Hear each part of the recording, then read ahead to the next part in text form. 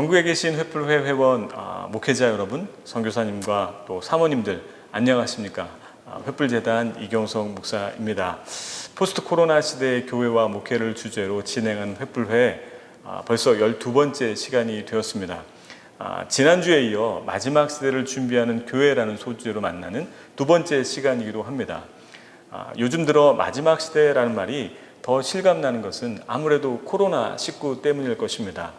이 성경에서 보는 마지막 시대는 전 지구적인 환란이 일상화되고 한 번도 경험해보지 못한 일들이 뉴노멀이 되는 그런 시대이기도 합니다. 하나님을 대적하고 또 교회를 박해하며 진리가 경시되고 또 믿음을 찾아보기 어려운 시대이기도 하죠. 그래서 팬데믹의 상황을 통해서 이러한 마지막 시대를 어떻게 준비해야 할 것인지를 생각해 보는 것은 너무나 중요하다라고 생각합니다.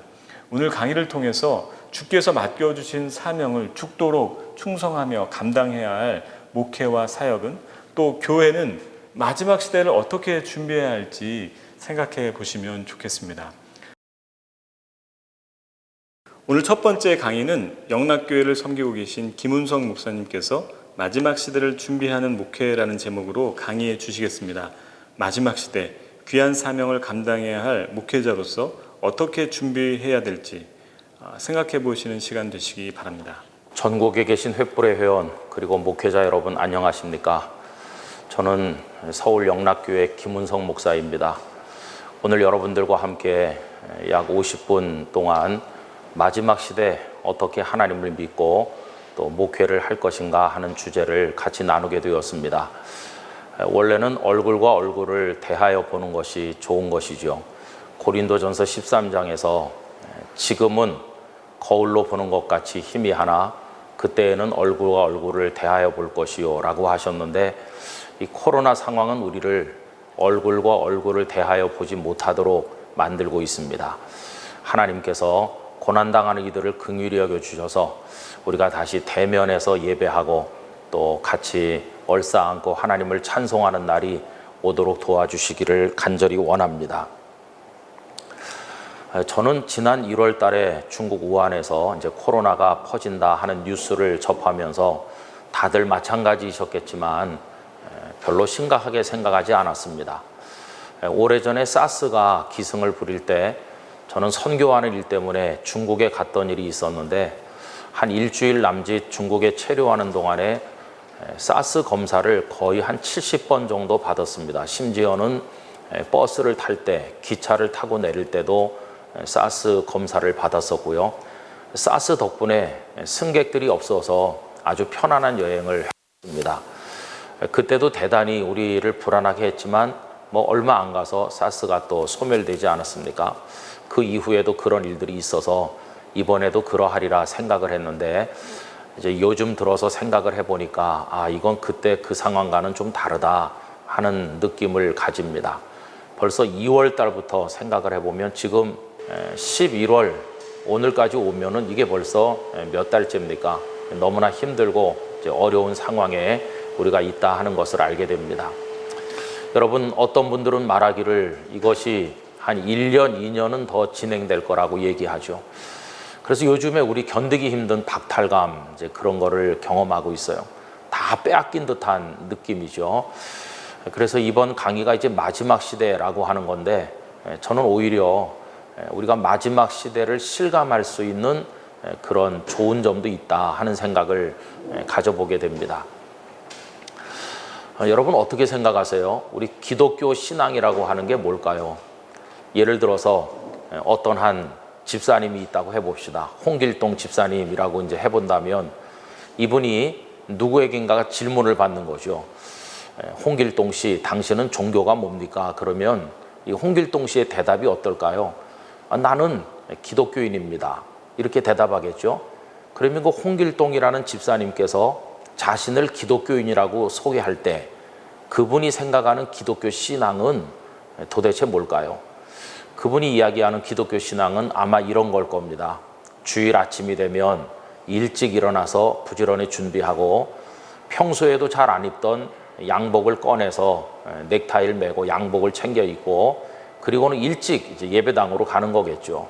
그리고는 가서 예배를 드리고 또 소속된 교회학교면 교회학교 아니면 어떤 재직 부서 모임에 가셔서 거기서 회의도 하고 또 교회학교 교사라면 아이들도 가르치고 그리고 또 모여서 어떤 교회 재정을 집행하는 것에 관해서 사인도 하고 혹은 그분이 그 재정을 사용하기도 하고 이러면서 하루 종일 뭔가 교회 조직, 교회 일에 자신을 들여가지고 이제 수고를 많이 하겠죠.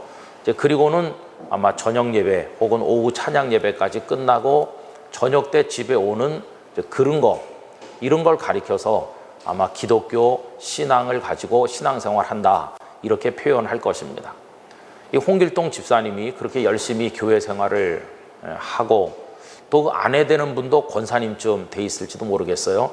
아내는 아내대로 아침 일찍 교회 가서 교회 조직이나 제도 속에 속해서 열심히 나름대로 이제 봉사를 할 겁니다.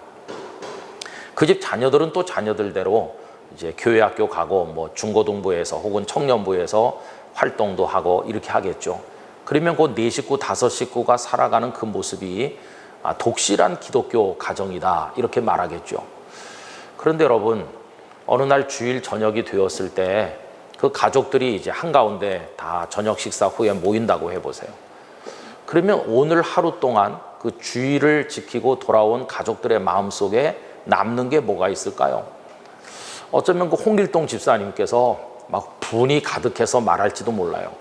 오늘 말이야 내가 속한 부서에서 무슨 회의가 있었는데 그 김아무개 장로께서 내 의견을 묵살하더라고. 나는 돈을 이렇게 쓰자고 그러는데 그분은 그 반대로 말하더라고 그러면서 성토를 할지도 모르겠어요. 그러면 그 홍길동 집사님의 그 부인 되시는 권사님이 그 김 장로님은 원래 그런 사람 아니느냐고. 나도 어디서 그 장로님을 겪어봤는데 그 양반 예수님을 믿는 사람 같지 않고 너무나 이렇더라 저렇더라 이렇게 말하겠죠. 그러면 그걸 보고 듣는 어린 자녀들은 또 무슨 생각을 하겠어요? 이 교회가 왜 이래? 그 장로님이란 분은 왜 그럴까? 이런 생각을 하면서 씁쓸해한 느낌을 가질 게 아니겠어요? 그럼 여러분 그 가정의 모습이 그게 독실한 기독교 가정이고 오늘 하루 종일토록 예배당에 머물고 하나님을 경외한 사람들의 마음이라고 할 수가 있을까요? 저는 저 자신이 목사가 돼서 평생을 살고 있고 목회를 하고 있지만 참 회의에 빠질 때가 많이 있어요. 그리고 깊은 번뇌 이런 데 헤맬 때가 많이 있어요. 여러분 이런 질문 한번 드려보겠습니다. 주님께서는 어떤 일을 주의 일로 인정해 주실까요? 제가 한 번은 아주 사소한 일이 큰 문제로 비화돼 가지고 성도들이 여러 갈래로 나눠져서 멱살잡이를 하면서 사회법정에까지 소송을 제기하면서 심하게 싸우는 교회 수습위원이 돼가지고 간 적이 있어요.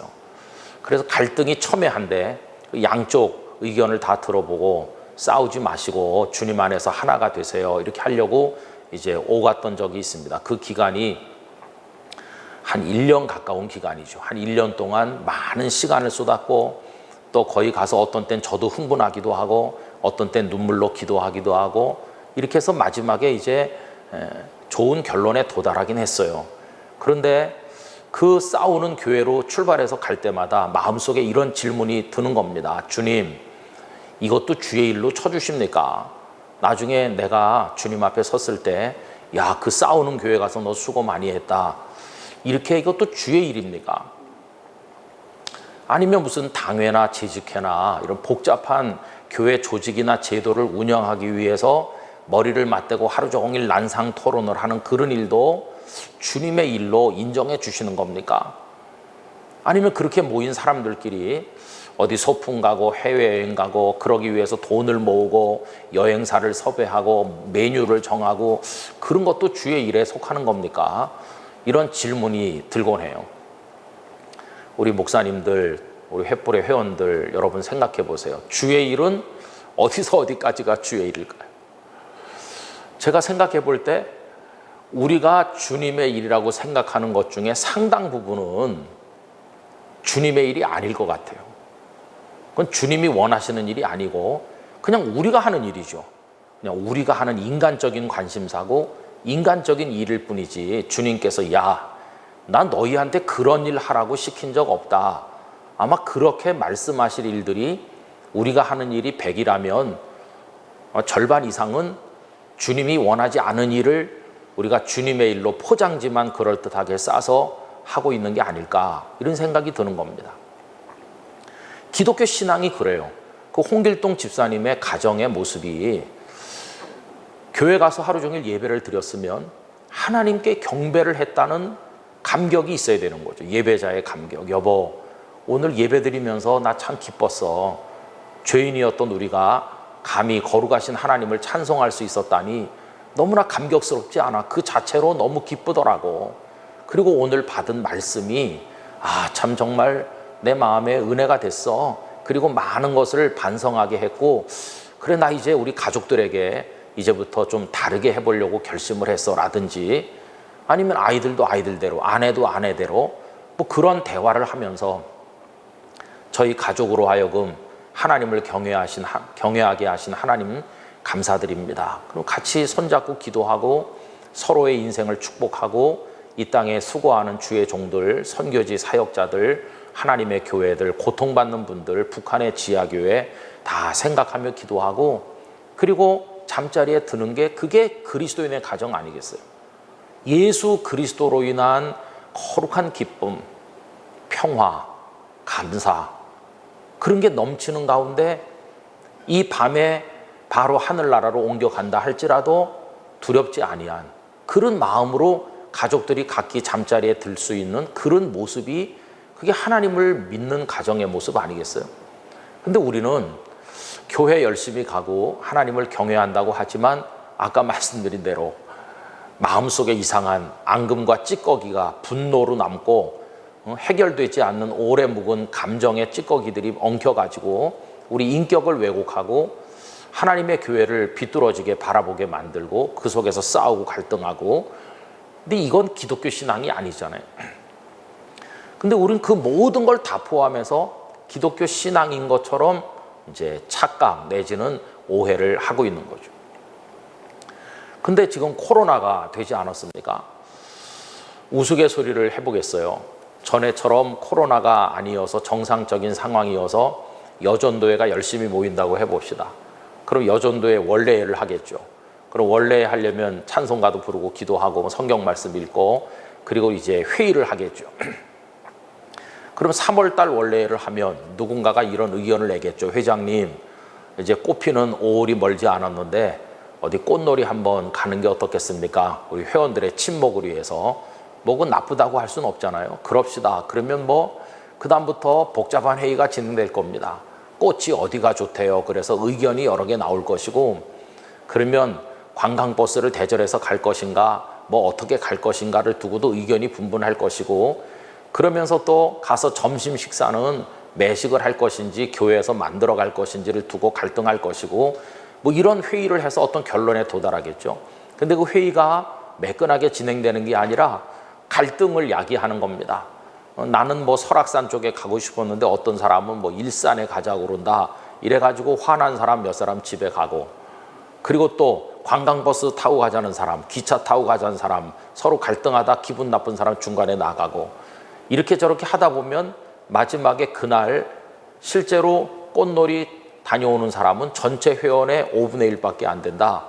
그리고 그 다음번 원래에 모였을 때 꽃놀이 잘 갔다 왔습니다. 이렇게 보고한다면 그 여전도회가 하고 있는 일은 그게 주님의 일을 하는 겁니까? 우리는 기독교 신앙의 본질과는 전혀 상관없는 것들 때문에 싸우고 그런 것 때문에 복잡하게 그동안 교회 생활을 해오는 거죠. 근데 코로나19가 딱 온 거예요. 그러니까 교회 문이 닫혔어요. 교회 문이 닫히니까 여전도회 다 없어졌어요. 지금은 여전도회가 없던 시대로 되돌아간 것과 같아요. 여전도회가 없는데 무슨 원래회가 있고 무슨 뭐 임원 조직이 가동이 되겠으며 무슨 꽃놀이를 가겠어요. 다 없어진 거예요. 다 없어져. 그래서 저는 코로나19 시대는 우리로 하여금 다 없어진 시대를 경험하게 한다. 그런 생각을 하는 거죠. 다 없어진 시대가 무슨 시대일까요? 그게 바로 마지막 시대입니다. 종말의 때가 다 없어진 시대예요. 우리가 마지막 시대를 경험해보지 못한 채로 살고 있다고 늘 생각했는데 이 코로나19는 우리에게 마지막 시대가 어떤 시대일까를 가늠해보게 만드는 그런 상황으로 우리를 끌고 들어가고 있다고 생각을 하는 거죠. 제가 아는 어느 목사님 교회가 한 3,000명 정도 앉을 수 있는 예배당을 수백억을 투자해가지고 잘 지으셨어요. 성도들이 그 예배당 건축을 위해서 논의가 시작되던 여러 해 전부터 또 주머니 돈을 다 털어서 금반지를 빼서 바치는 정성을 모아서 예배당을 짓는 그 과정 속에 기도도 많이 하셨고 그 기도가 또 많이 드려진 만큼 마음속에 바라는 바 기대도 컸죠. 아름다운 예배당. 우리 한국교회 성도들은 예배당을 성전이라고 부르죠. 아닌 게 아니라 성전처럼 소중히 여기면서 그렇게 준비해서 드리죠.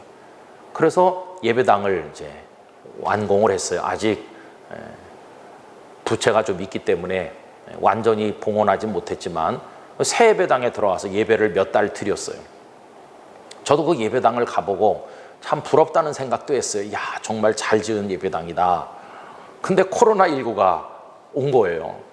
코로나19는 성도들로부터 예배당을 빼앗아 갔어요. 왜냐하면 문이 닫혔잖아요. 문이 닫히니까 예배당 없는 교회나 똑같아진 거예요. 예배당을 빼앗겼어요. 마지막 시대가 되면 다 빼앗기는 거죠. 예배당만 빼앗기겠습니까? 다 빼앗기는 거죠. 그래서 이 코로나19 시대는 우리를 다 빼앗긴 마지막으로 돌아가게 하는데 참 아이러니컬한 것은요, 이 마지막은 맨 처음과 마치 숨이 쌍관처럼 만나게 만들고 있어요. 이 마지막은 맨 처음으로 돌아가게 만듭니다. 여러분, 우리 기독교 신앙은 뿌리를 구약 성경에서 찾을 수 있어요. 그렇다면 저 위로 거슬러 올라가 아브라함, 노아, 그 위에 아담까지 올라가야 되겠지만 우리가 생각하는 오늘의 기독교를 얘기하려면 그 출발점이 예수님부터죠. 그러니까 한 2000년 정도 된다고 얘기할 수 있죠. 구약 성경 시대를 이제 빼놓고 하는 얘기입니다. 그럼 2000년 전 기독교가 처음 태동될 때, 처음이죠. 마지막과 처음이 통한다고 그랬으니까 그 처음 시작될 때 뭐가 있었습니까? 기독교의 맨 처음에 있었던 게 뭔가요? 딱 하나였습니다. 그것은 다름 아닌 우리 구주 예수님이 계셨어요. 기독교의 출발점은 예수님이십니다. 예수님 한 분만 계셨습니다. 무슨 예배당 건물이라든지 조직이나 제도 같은 거는 전혀 없었습니다. 그냥 어느 날 유대 광야에, 갈릴리 호반에, 예루살렘 길거리에 남루하게 차려입으신 시골뜨기처럼 보이는 예수라는 랍비 한 분이 등장을 하는 데서부터 시작했어요. 그분은 다른 게 아무것도 없었습니다. 그냥 예수님으로부터 시작이 된 게 기독교의 처음이죠. 처음에 사람들은 그 예수님을 경멸했습니다. 시골뜨기 취급을 했죠. 나사렛에서 왔대. 그러면서 무시했죠. 그런데 그분의 말씀을 들어보면 저희 서기관들과는 달랐고 권위가 있어서 놀라고 감동을 받기도 했죠. 나중에는 율법 선생들이라든지 바리새인들도 와서 관심을 보였죠. 심지어는 메시아인가 이렇게 생각하는 사람들도 있었죠. 그리고 아쉬운 사람들은 병든 가족을 데려오기도 하고 또 자기 자신이 오기도 하면서 눈을 뜨고 나병에 고침받고 중풍병에서 노임을 받고 귀신이 쫓겨나가고 그분은 오병이어의 역사를 일으키고 바람과 바다를 잔잔케 하고 죽은 자들을 살려내기도 하는 등 정말 깜짝 놀랄 능력을 행하기도 하셨죠. 그 예수님이 기독교 맨 처음에 있었던 유일한 분이십니다. 그리고 그분께서 십자가를 지시고 우리의 죄를 다 짊어지고 감당하시고 부활하심으로 영원한 생명의 문을 열어놓으시고 그리고 이제 승천하시고 십자가와 부활의 그 피 묻은 복음, 승리하는 복음을 제자들에게 맡겨서 제자들은 그 복음을 전하는 거죠. 베드로를 비롯한 초기 성도들께서 예수님의 복음을 전할 때 그들이 전도할 때 썼던 메시지와 오늘 우리가 쓰는 메시지가 확연하게 많이 다른 게 하나 있습니다. 그게 뭐냐 하면 그때 그분들은 여러분 예수님을 믿으세요 이렇게 말한 거죠. 그런데 오늘날 많은 교인들이 복음을 전도할 때 어떤 표현을 쓰는지 아세요? 예수님을 믿으세요라고 말하지 아니하고 교회 다니세요라고 말하던가 우리 교회 와보세요라고 말하죠. 여러분 예수님을 믿으라는 표현하고 교회 다니세요라는 표현은 전혀 다른 얘기입니다. 전혀 거의 상관없는 얘기죠. 왜냐하면 교회 다녀서 구원을 얻는 게 아니라 예수님을 믿어서 구원을 받는 것이죠. 교회 다니면 교인은 될 수 있습니다. 그러나 교인 된다고 다 구원받는다고 보장할 수는 없습니다. 그러나 예수님을 믿으면 100% 구원을 받습니다. 우리를 구원하는 분은 예수님이시지 교회라는 조직은 아니기 때문입니다. 제가 영락교회에 이제 부임에 와가지고 이런 설교를 했어요. 영락교회 다닌다고 구원받는 건 아니다.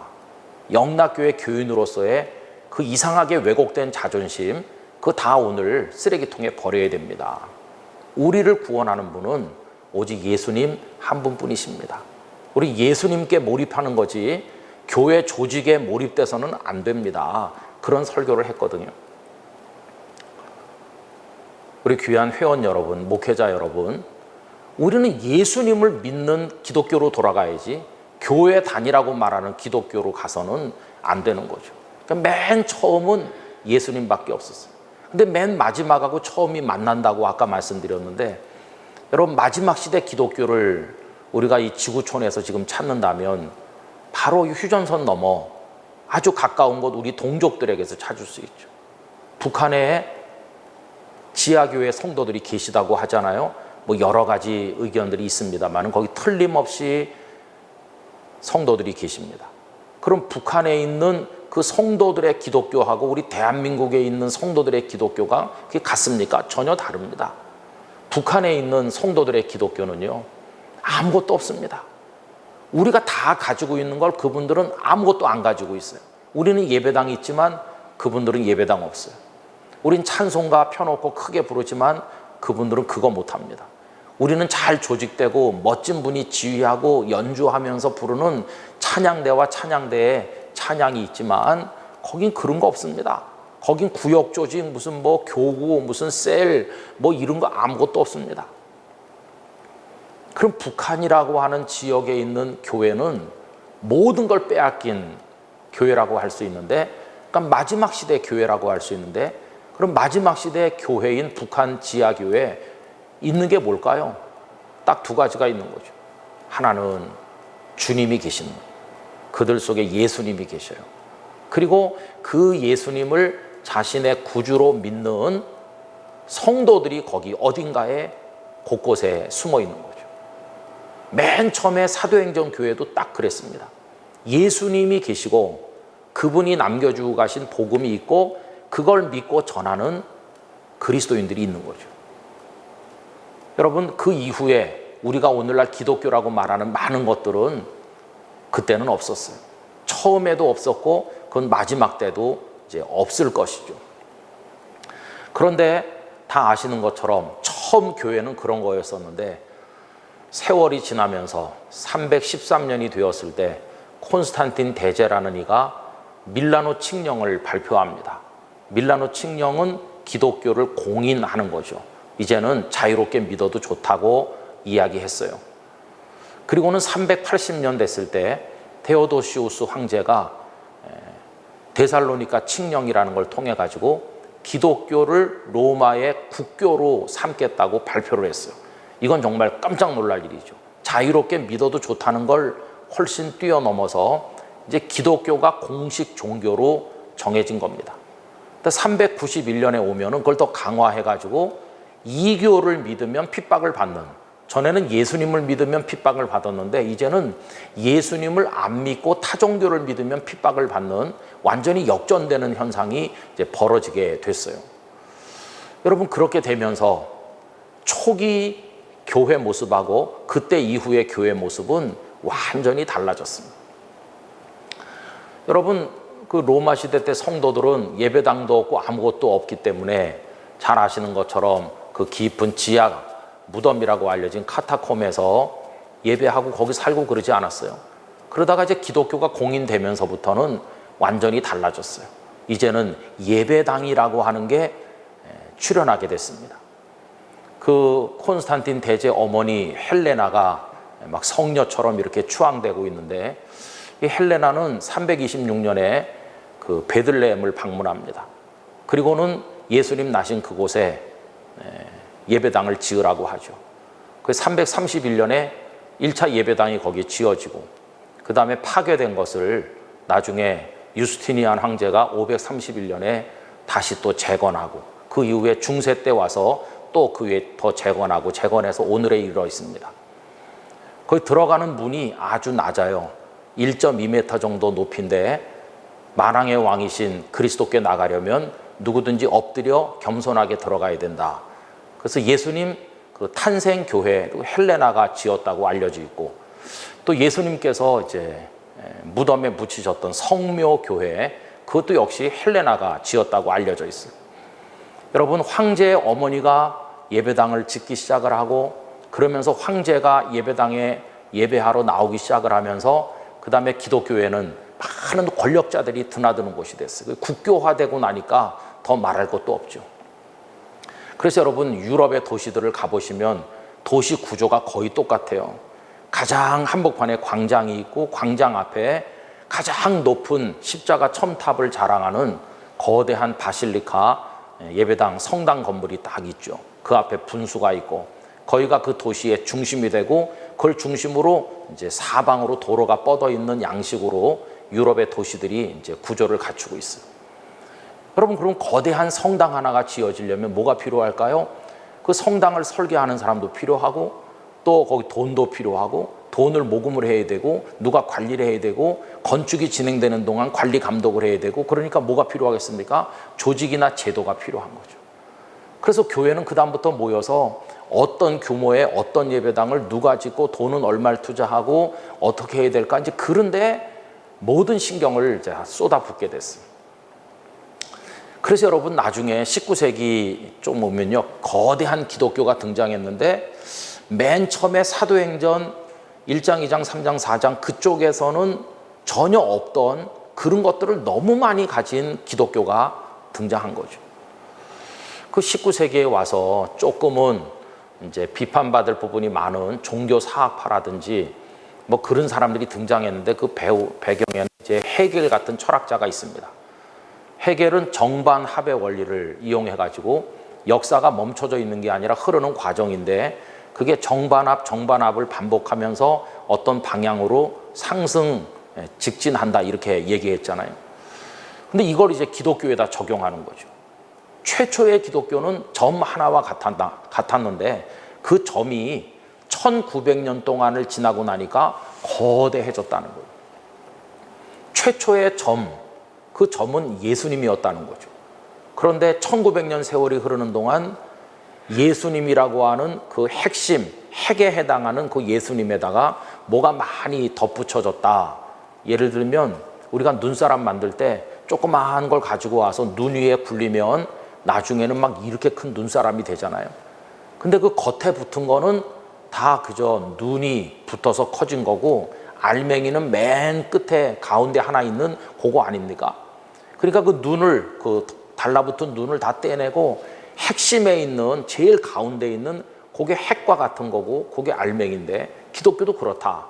1900년 동안 시간이라는, 역사라는 그 눈밭 위를 굴러가지고 뭐가 많이 달라붙어 있다는 거예요. 온갖 조직이라든지 제도라든지 관행, 전통, 뭐 이 별게 다 붙어 있는데, 그건 기독교의 본질하고는 상관이 없는 거니까 그걸 다 벗겨내야 된다는, 양파 껍질을 벗기듯이 다 벗겨내면 맨 마지막에 예수님 한 분만 남는다.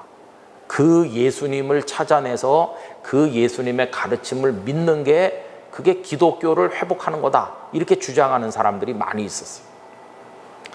여러분, 그 중에 대표적인 사람 하나가 아프리카의 성자라고 말하는 알버트 슈바이처 박사거든요.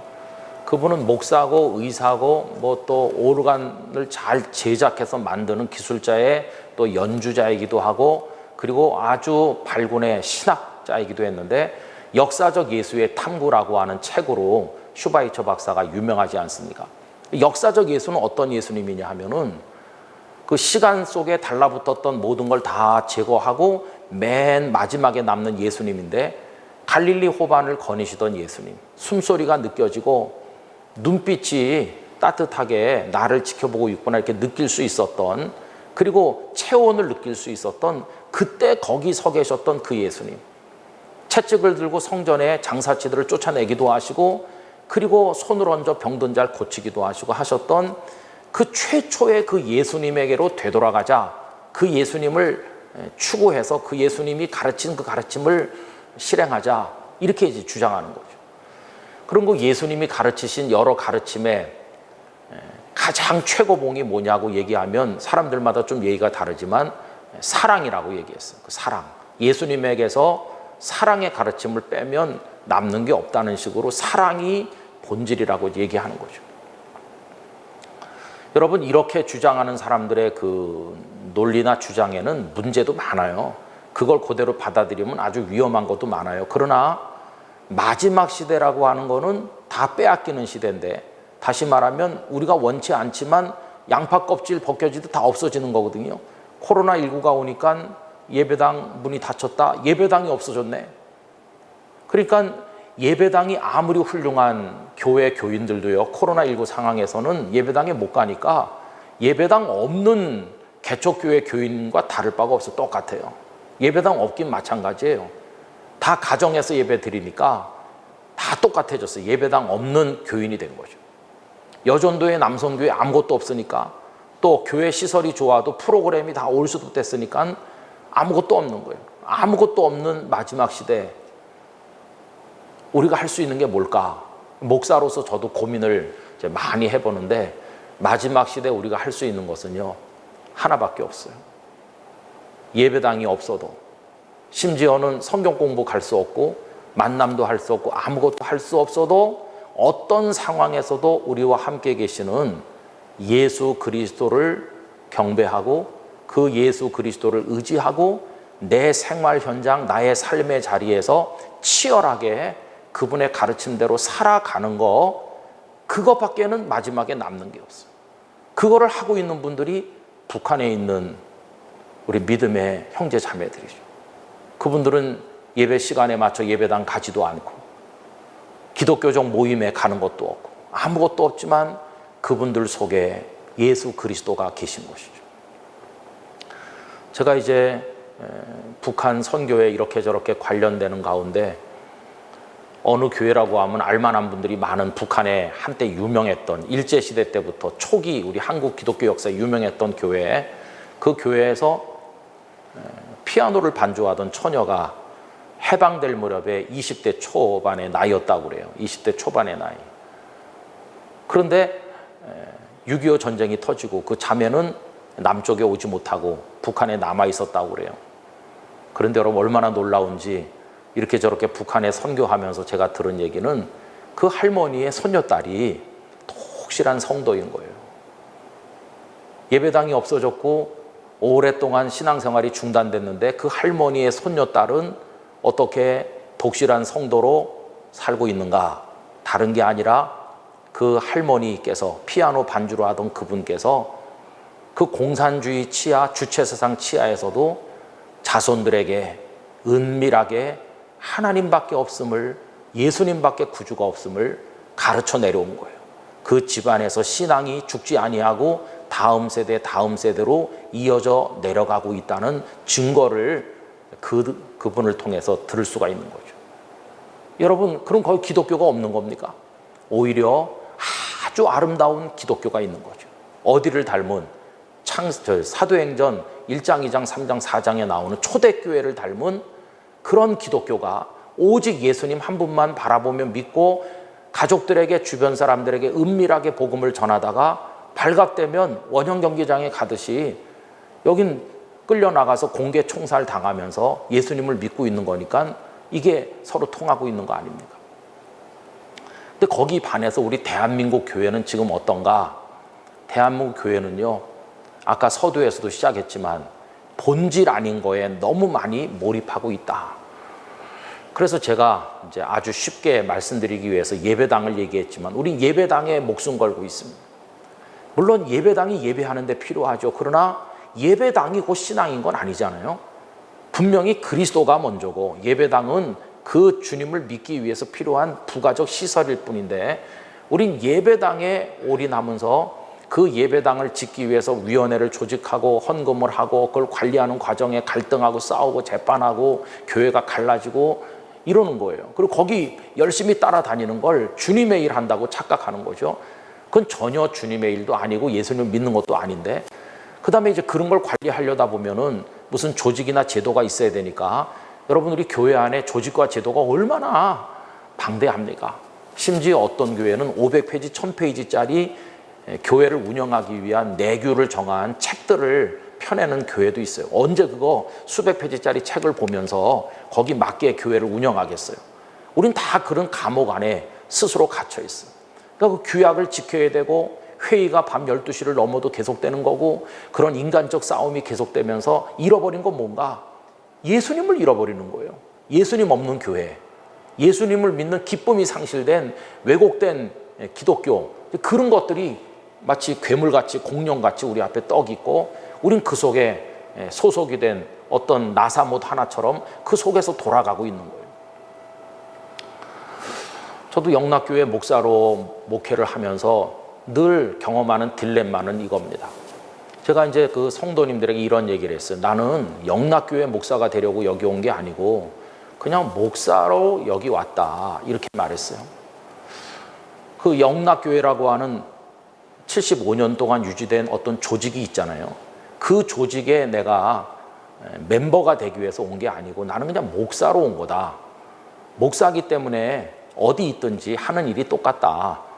여기서도 하나님 말씀을 나누는 거고 기도하고 성도들을 위해서 할 수 있는 영적 수고를 하는 거고 어디 있든지 다 그건 마찬가지고 저 산골 쪽에 있는 성도가 5명밖에 없는 교회도 주님의 교회고 뭐 유명한 어떤 교회도 다 주님의 교회고 다 똑같은 주님의 보혈로 값주고 사신 교회고 본질은 다 똑같다고 생각합니다.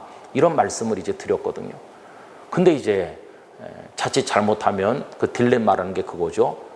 이 본질적인 데서 자꾸 벗어나서 어떤 그러한 조직의 일원이 되는 거가 마치 그게 목회인 것처럼 그게 신앙생활 하는 것처럼 착각을 하는 잘못에 떨어지는 거, 그게 문제인 거죠.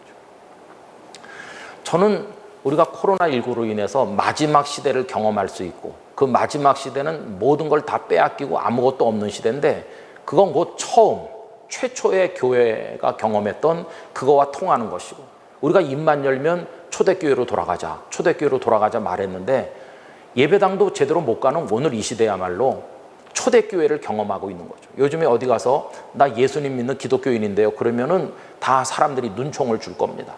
기독교에 대한 이미지가 요새 많이 안 좋잖아요. 초대교회 성도들 어디 가서 떳떳하게 나 예수님 믿어 이렇게 말 못하던 거랑 아주 비슷해요. 그래서 오늘 우리가 초대교회로 돌아가죠 그렇게 말했었는데 원하든 원하지 않든 그 상황이 우리에게 왔으니까 이 땅의 성도들은 초대교회를 경험할 수 있는 어떤 의미로 긍정적으로 받아들이기만 한다면 좋은 기회를 얻었다 이렇게 생각을 합니다.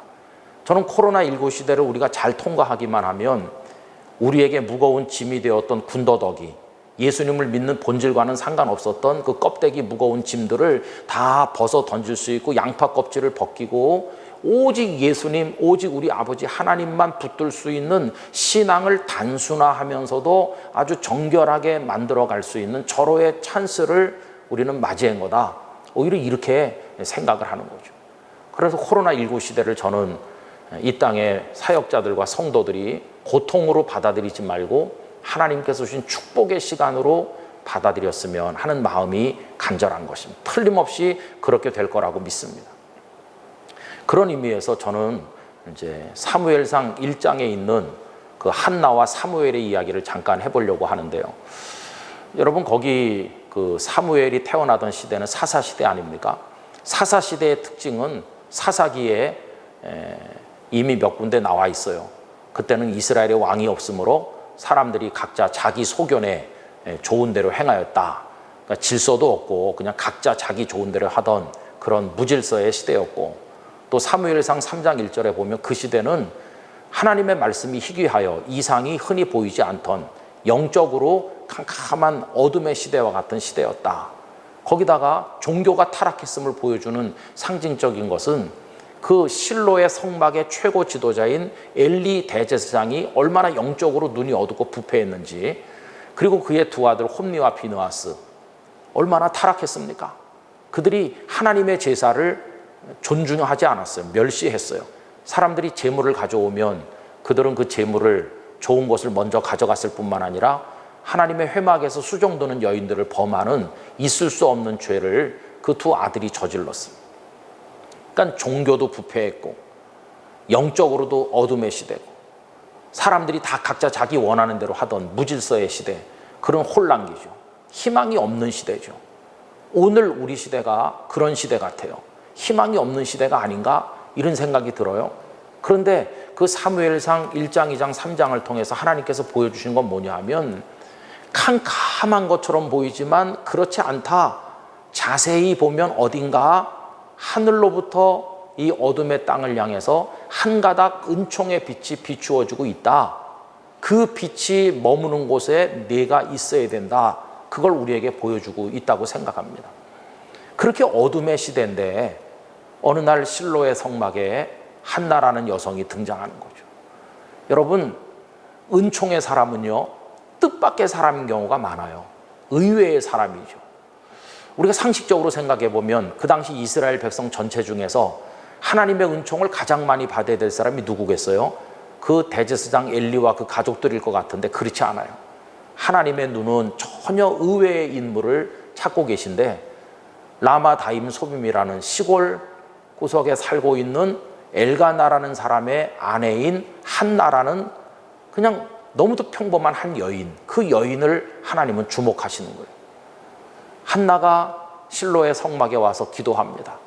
자녀가 없는 자신의 처지를 탓하면서 심정을 토하는 기도를 하는데 입술이 달싹달싹 한다고 그랬습니다. 그렇게 기도를 드리고, 그리고는 하나님의 은총의 빛이 그 여인에게 임해요. 그 기도를 하나님이 들으셨어요. 그래서 잘 아시는 것처럼 사무엘을 낳지 않았습니까? 여러분, 그 여인이 하나님 앞에 서원했죠. 기도를 들으시고 아들을 주시면 이 아들을 하나님께 드리겠습니다. 그리고 아들을 얻었을 때 하나님께 했던 서원을 망각하지 아니하고 젖되기까지 기다렸다가 엘리에게 그 아들을 데려다 맡기면서 하나님 앞에 서원을 갚으러 왔다. 이렇게 하지 않습니까? 그러니까 보세요. 캄캄한 시대지만 하나님께서 내다보시는 곳이 있고 거기 기도하는 여인이 있고 그 여인에게 은혜가 임했고 그 여인은 은혜 주신 하나님을 찬송하면서 약속했던 대로 아들을 하나님께 올려드리는, 하나님과 교통하는 한 사람이 거기 있더라는 거예요. 저는 지금 전 세계가, 대한민국이 아무리 캄캄하고 어려워도 어딘가는 하나님의 은총의 빛이 비추고 있는 곳이 있다고 믿습니다. 그리고 그 하나님의 은총의 빛이 머무는 그곳에 우리 사역자들, 목사님들, 횃불의 회원들이 그 자리에 있게 되시기를 바라는 거죠. 세상이 어떻든 은총의 사람으로 하나님과 교통하는 거죠. 그런데 보세요. 마치 물가에서도 목이 마른 사람이 있는 것처럼 엘리 제사장과 그 가문은 어떻습니까? 여러분, 엘리는 성막에 하루 종일 있는 사람이잖아요. 성막은 성전 짓기 전에 이제 하나님을 경배하던 곳인데 하나님의 집은 만민이 기도하는 집이라고 그랬습니다. 그러면 엘리 제사장은 기도하는 집에 낮이나 밤이나 있는 사람이에요. 그리고 기도하는 집에 있으면 기도를 해야 될 거 아니겠어요? 그런데 엘리는 기도를 안 하는 거죠. 이 얼마나 아이러니입니까? 기도하는 집에 있는 사람인데 기도를 안 해요. 그래서 하나님의 세계, 영적 세계에 무지해요. 제사장인데도 하나님의 세계를 잘 몰라요. 이 얼마나 답답합니까? 종교 지도자인데 하나님에 대해서 가장 많이 알아야 될 사람이 은혜에 대해서 가장 무지하다면 이 얼마나 가슴 아픈 일입니까? 한나가 와서 입술을 달싹거리면서 기도를 하니까 엘리 제사장이 그녀를 비난하잖아요. 내가 술에 취했다, 이렇게. 그녀는 가슴을 쏟아놓고 있는 건데 영적으로 가장 많이 알아야 될 제사장이 하신다는 말씀이 술 취했다고 하는 거예요. 왜 그럴까? 엘리 자신이 기도하는 집에 살았지만 기도해 본 적이 없으니까, 엘리 자신이 그렇게 가슴을 하나님 앞에 다 쏟아본 적이 없으니까, 은혜를 경험한 적이 없으니까 하나님의 은혜를 갈망하는 사람의 그 마음을 이해하지 못하는 거예요. 그리고 나중에 이제 한나가 돌아가서 아들을 낳고 하나님의 은총을 경험하고 아들을 하나님께 다시 데려와서 바치는, 하나님께 응답하는 그런 삶을 살아도 이 엘리는 하나님과 무관한 사람처럼 에봇은 입었으나 하나님의 사람은 아닌 그런 존재로, 불쌍한 존재로 머무른 거죠. 우물가에 있지만 물을 떠먹지 않는 사람처럼 목이 마른 엘리, 그의 두 아들 홈리와 비느하스. 하나님의 구원은 누굴 통해서 옵니까? 모두가 인정하는 제사장의 가문, 엘리의 가문을 통해서 하나님의 구원이 오는 게 아니라 아무도 알지도 못했던 저 시골의 한 아낙네를 통하여 하나님의 구원이 임하는데, 그녀가 낳은 아들 사무엘이 그 시대를 건지는 구원자로 등장하잖아요. 저는 오늘날도 우리 한국교회 천만의 성도가 있고 내노라 하는 많은 목회자들과 사역자들이 있지만, 이 시대에 하나님께서 구원의 은총을 주신다면 누구일 거야 라고 사람들이 주목하는 어떤 특별한 사람을 통해서가 아니라 전혀 우리가 예측하지 못한 어떤 뜻밖의 의외의 인물을 통해서 하나님께서 우리에게 은혜를 주시고 이 시대를 구원할 사람들도 보내주시고 역사하실 것이라고 저는 믿습니다. 어쨌든 그래서 한나의 아들 사무엘이 이제 등장하는데, 3장에 가면요 정말 기가 막힌 말씀을 하고 있는 거죠. 어느 날 밤에 어린 사무엘이 잠들었는데 하나님께서 부르시잖아요. 사무엘아, 사무엘아. 여러분, 우리가 뭐 목회자든 사역자든 이런 거 다 떼놓고 하나님을 경외하는 사람으로 생각해 볼 때 가장 우리에게 소원이 있다면 그게 뭘까요? 사무엘을 부르시던 하나님, 내 이름을 불러주신다면 얼마나 좋을까? 그거 아니겠어요? 하나님께서 우리 이름을 부르시는, 하나님과 그렇게 통하는 사람이 된다면 그거보다 더 기쁜 일이 어디 있겠어요? 근데 사무엘은 영적 생활을 해본 경험이 없으니까 엘리 제사장이 부른 줄로 오해를 하고, 저를 부르셨습니까? 나는 너를 부르지 않았다. 가서 자거라. 이걸 몇 번 반복하고 그 다음에서야 엘리가 이제 깨닫고, 또 부르시거든 말씀하시옵소서, 주의 종이 듣겠나이다 해라. 하나님께서 널 부르시는가 보다. 이래서 이제 사무엘이 하나님의 음성을 그날 밤 듣게 됩니다. 여러분, 이게 참 놀라운 일입니다. 실로의 성막이 있는데 한쪽에는 가장 존귀하다고 하는 최고 지도자 엘리가 누워있고, 한쪽에는 아무것도 모르는 어린 아이가 누워있잖아요. 근데 하나님의 눈은 어딜 보고 계시나요? 하나님의 눈은 만인이 존경하는 엘리를 보고 있는 게 아니라 철부지 사무엘을 향하고 계시고, 하나님의 음성은 사무엘을 부르시는 거지 엘리를 부르시지 않더라는 것입니다. 그 다음날 아침이 되었을 때 엘리 제사장이 사무엘을 부릅니다. 그리고 물어봅니다. 얘야, 어젯밤에 하나님께서 너에게 뭐라고 말씀하셨는지 나에게 말해달라. 이렇게 합니다. 여러분, 이건 정말 연민이 느껴지고 마음이 아픈 장면이죠. 상식적으로 말하면 경험이 많은 노 제사장 엘리가 하나님의 음성을 들어서 아무것도 모르는 아이에게 얘야, 어젯밤 하나님께서 이렇게 말씀하셨는데 너 이렇게 하거라 하고 알려주는 게 모양새도 맞고 상식적으로도 맞는 겁니다. 근데 당연히 하나님과 통할 걸로 예상되는 이 엘리 제사장은 하나님과 관계가 끊어진 지가 오래고, 아무것도 모를 것 같은 어린 아이에게는 어젯밤 사건이 일어난 것이죠.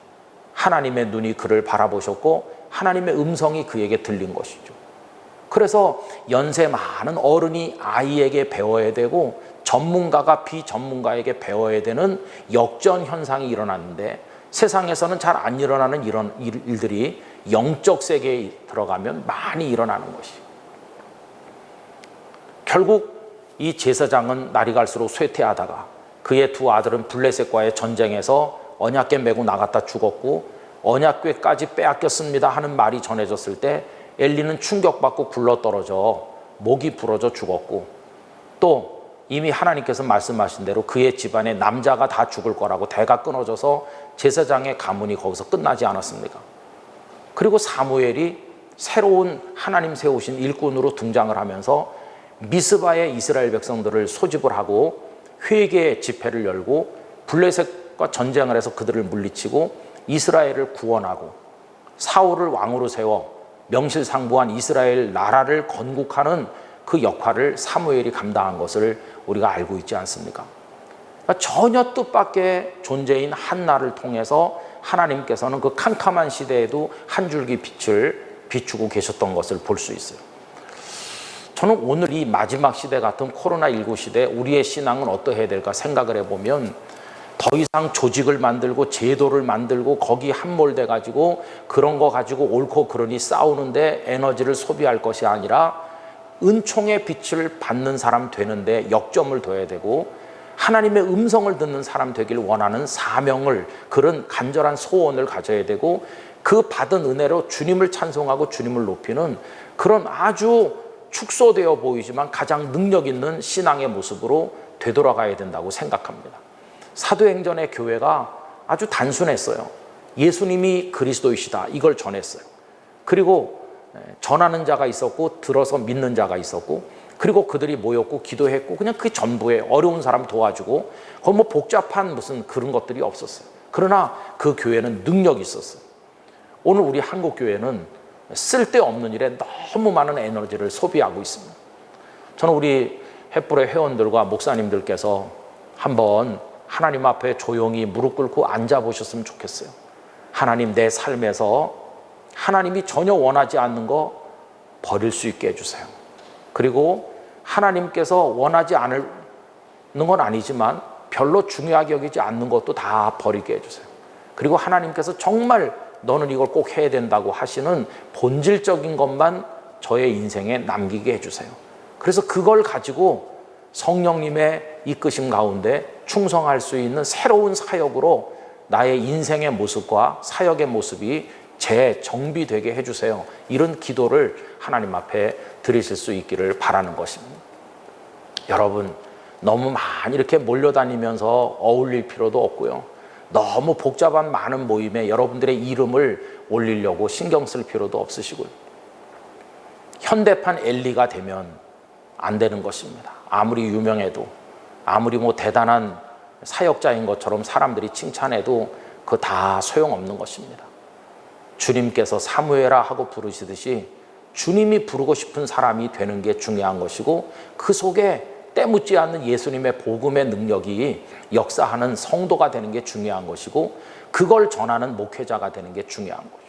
저는 마지막 시대 목회는 다른 게 아니라고 생각합니다. 옛날 목회는요, 성도들을 교회로 많이 모으는 목회가 중요했어요. 그죠? 많이 모으고 그 다음에 그분들을 잘 조직화해가지고 교회 조직 안에 잘 은사 배치를 해가지고 교회 조직을 잘 돌아가게 만들어서 그래서 그 사역이 원활하게 됨으로써 영향력 있는 교회가 되고 그러다 보면 더 많은 곳에 선교도 하고 사역도 많이 할 수 있다고 생각했어요. 또 그렇게 해야 되는 면이 있는 것도 사실이었어요. 그러나 이제 코로나 시대가 오고 마지막 시대를 염두에 두게 되니까 마지막 시대의 목회의 방점은 어디 있어야 되냐? 성도들로 하여금 오늘의 사무엘이 되도록 이끄시는 것이 마지막 시대 목회다.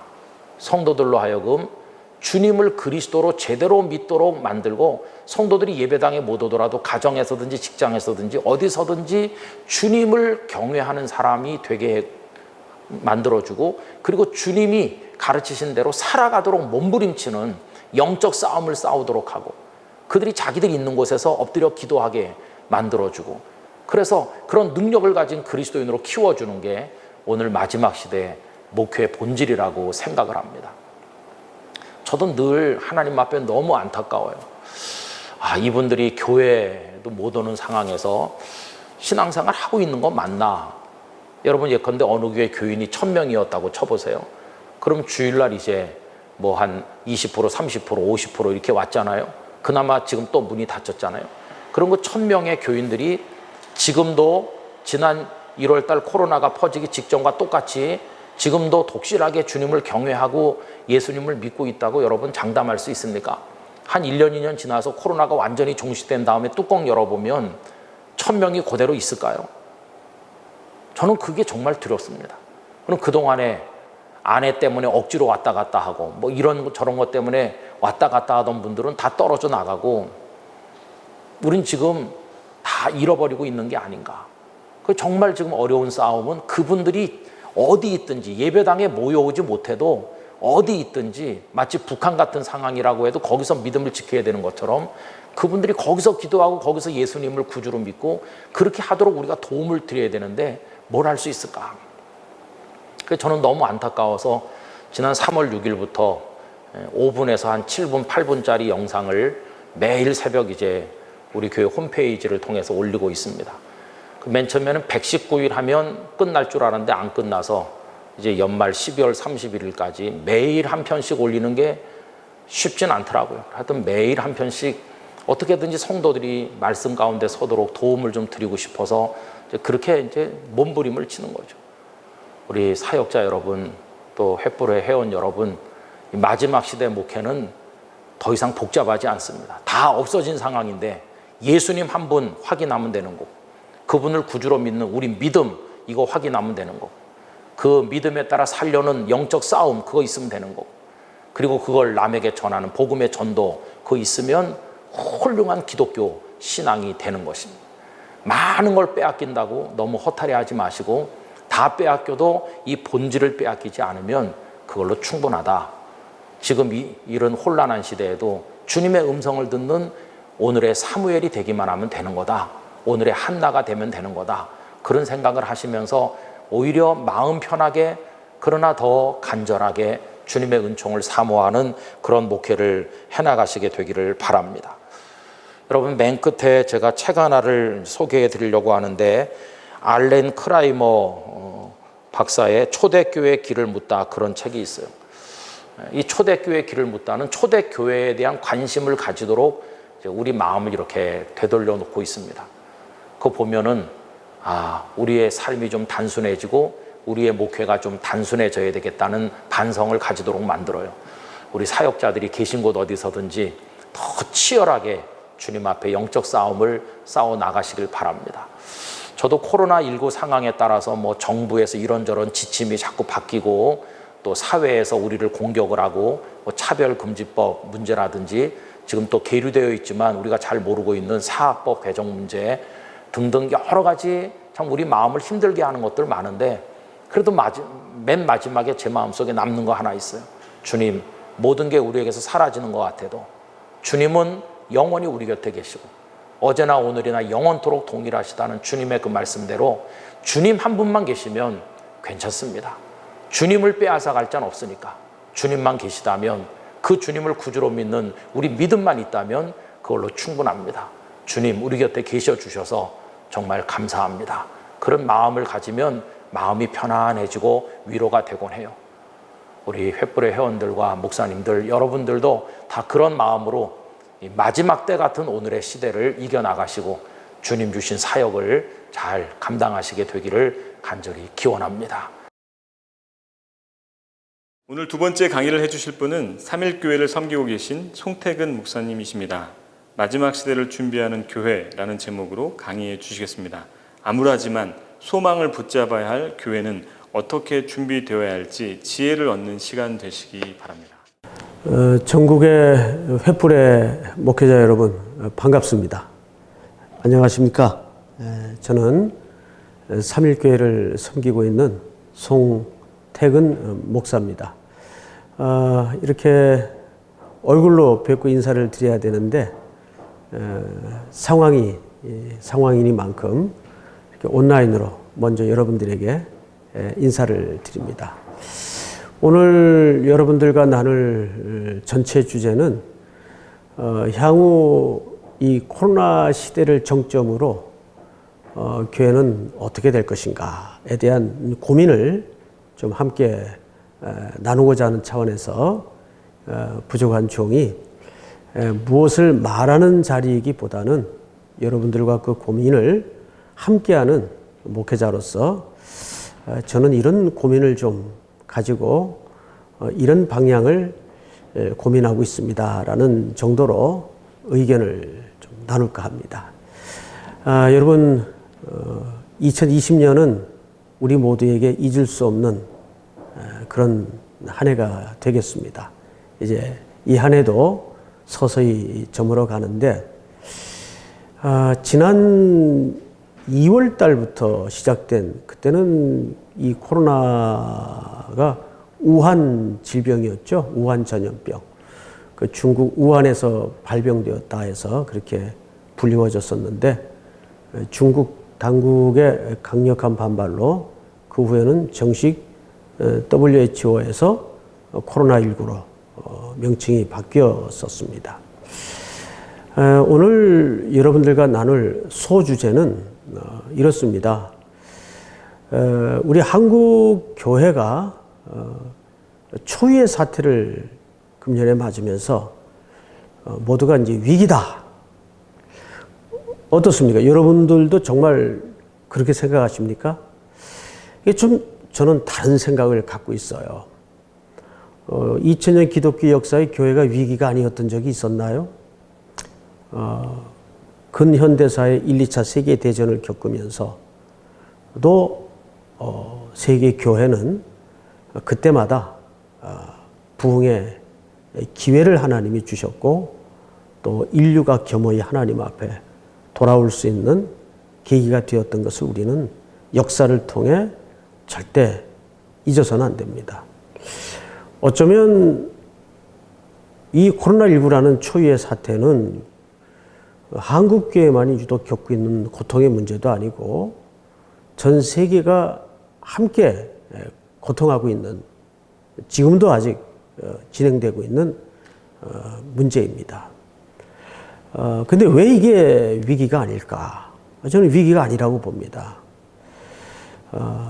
우선 우리는 이러한 세계적인 팬데믹 상황을 맞이하는 우리의 일부 잘못된, 전체가 그런 것은 아니지만은 시각에서부터 좀 접근을 해야 되지 않을까. 2월에 중국 우한에서 시작된 이 질병을 놓고 온 기독교계는 이렇게 섣불리 진단을 내렸었습니다. 중국의 공산주의가 교회를 불태우고 특별히 교회를 핍박하고 그 상응하는 하나님의 심판이다. 이렇게 섣불리 정의를 내렸었습니다. 그러다가 얼마 있다가 그 우한을 방문했던 신천지 집단, 뭐 당연히 신천지는 교회가 아닙니다. 전혀 그 방향이나 가치에 대해서 우리가 동의할 수 없고, 신천지 집단이 그것을 방문했다가 전염이 돼서 대구에서 대규모 집회를 갖는 과정에서 대구에 수천 명의 확진자가 발생을 했습니다. 그래서 그때는 또 한국교회가 온통 전부 들고 일어나서 이것은 신천지라는 이단에 대한 심판이다. 이렇게 해석을 했습니다.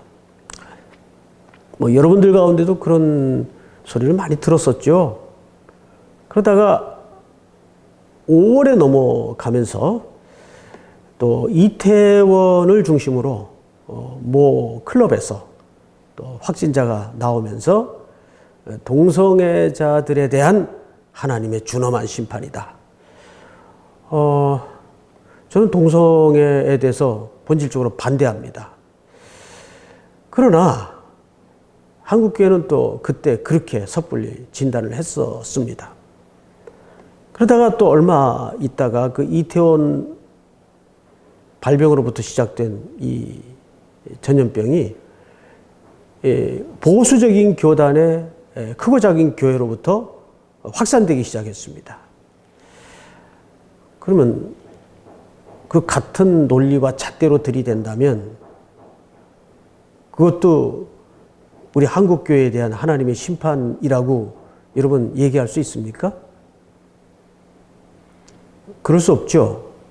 자, 제가 왜 서두에 이런 장황한 설명을 드리는가 하면 한국교회가 이런 세계적인 전염병 사태를 초유의 상황으로 맞으면서 우리는 너무 지나친 해석, 지나친 진단, 지나친 분석에 몰두해 있지 않았나 하는 반성을 해봅니다. 우리가 이제 목회를 십수년 또는 몇십 년씩 하다 보면 목회라는 것도 답이 없잖아요. 정말 어떤 때는 모르겠어요. 왜 하나님이 이런 상황을 우리에게 허락하셨을까? 그래서 너무 지나친 분석, 지나친 진단, 지나친 해석은 좀 조심스러운 표현이지만 우리를 하나님의 자리로 올려놓는 무서운 교만이 됩니다. 이럴 때는 우리가 특별히 교회는 왜라는 질문보다는 무엇을 이 상황에서 교회는 해야 될 것인가? 그러니까 why에서 what으로 시선을 좀 바꿔야 되지 않을까? 이것이 오늘 여러분들과 나누고 싶은 첫 번째 주제입니다. 제가 사도행전을 읽다가 1세기 때 이런 세계적인 재앙이 있었습니다. 11장 27절을 보시면 제가 이 대목을 조금 읽어드리겠습니다. 그때의 선지자들이 예루살렘에서 안디옥에 이르니 그 중에 아가보라 하는 한 사람이 일어나 성령으로 말하되, 이 사람은 이 당시 선지자입니다. 천하에 큰 흉년이 들리라 하더니, 글라우디오 때에, 이 글라우디오는 로마 당시 황제였습니다. 아주 악명 높은 세계적인 인물이죠. 이 가정사를 연구해 보면 굉장히 사이코들이 좀 많았습니다. 이때 유명한 사건이 로마 시내에 기독교인들을 다 추방했죠. 그때 그 추방당해서 쫓겨났던 인물 중에 성경에 유명한 인물이 브리스길라와 아굴라라는 인물이 있습니다. 바로 그 황제입니다. 글라우디오 때에 그렇게 되니라. 이 황제 통치하에 세계적인 재앙이 임했습니다. 그 재앙의 내용은 흉년이었습니다. 이 흉년의 원인은 지금까지도 내용은 밝혀져 있질 않아요. 그때 초대교회가 보였던 태도를 우리가 주목해 볼 필요가 있어요. 이를 실행하여 제자들이 각각 그 힘대로 유대에 사는 형제들에게 부조를 보내기로 작정하고, 이 부조라는 말은 헌금을 얘기합니다. 작정하고 이를 실행하여 바나바와 사울의 손으로 장로들에게 보내니라. 여러분, 세계적인 재앙이 임했어요. 그때 이방 땅에 세워졌던 첫 교회인 안디옥 교회는 왜라는 질문보다는, 그리고 그 재앙을 분석하고 해석하고 따지는 태도보다는, 이때 그러면 우리는 뭘 해야 되는가 해서 이방 땅에 세워졌던 그 연약한 교회들이 십시일반으로 전부 헌금을 모았어요. 그래서 이 헌금을 바나바와 사울을 뽑아 본교회인 예루살렘 교회로 보냅니다.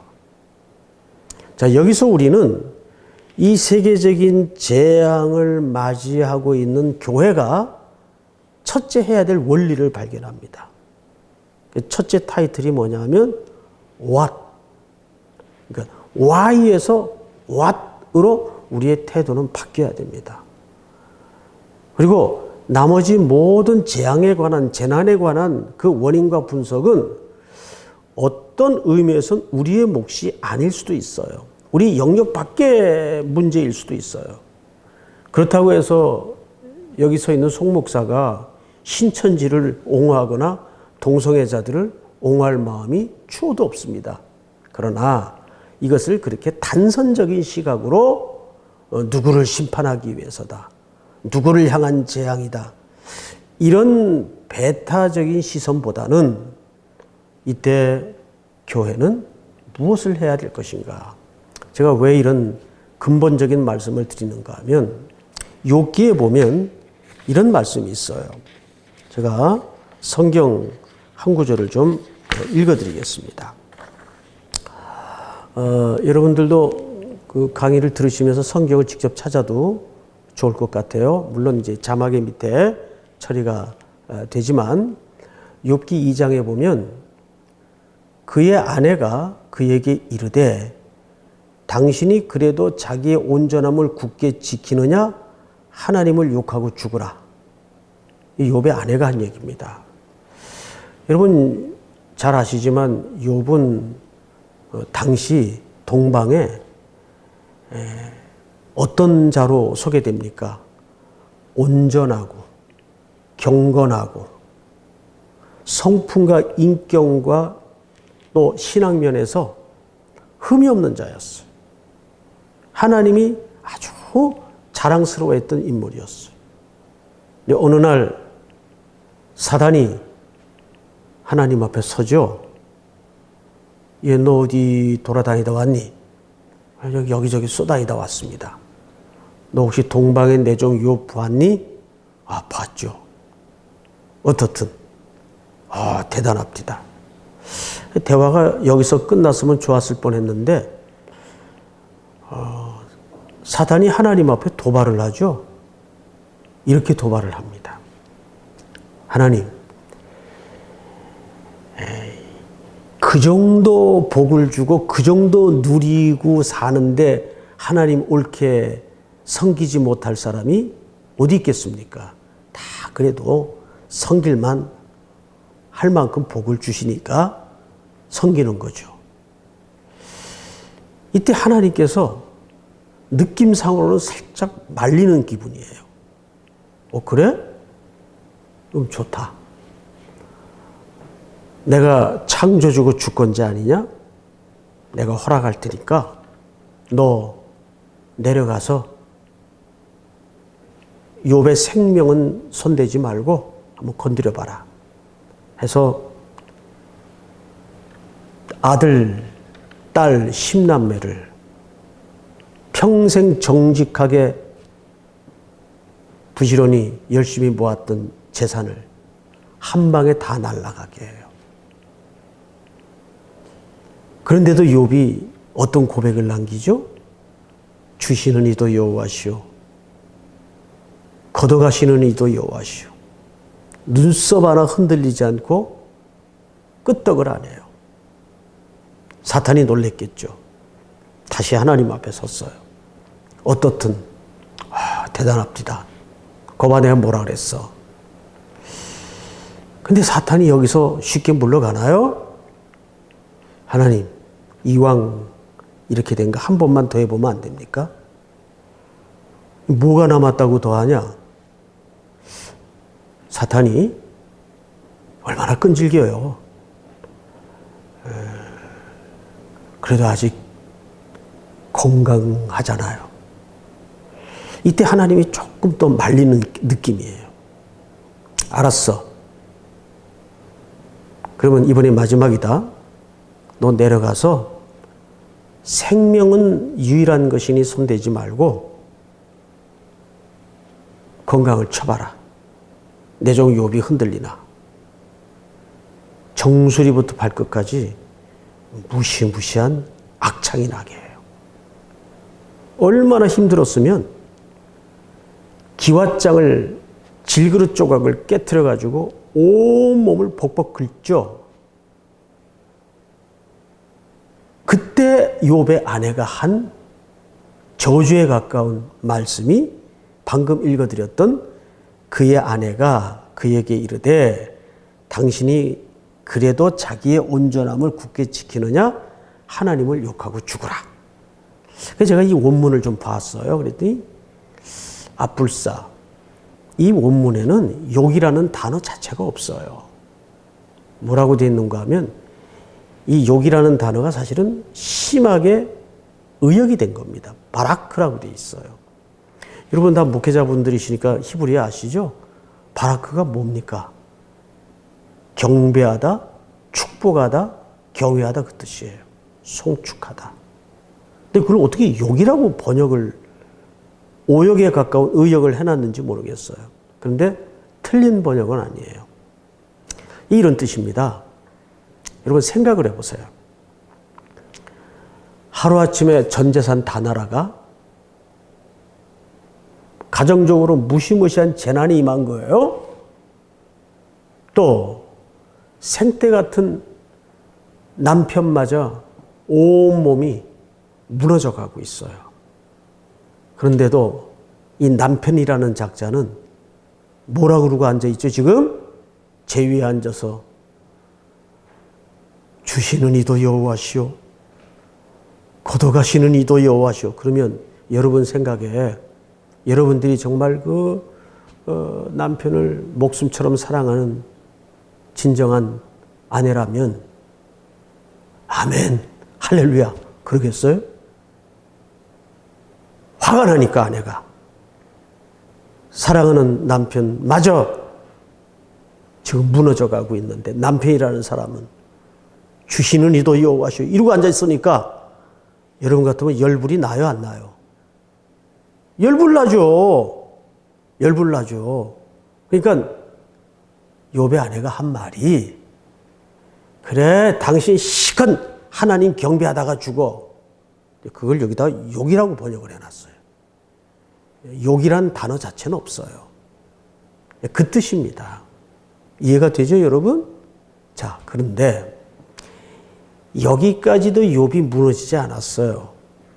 근데 저 멀리서 위로라 합시고 친구 셋이 찾아오죠.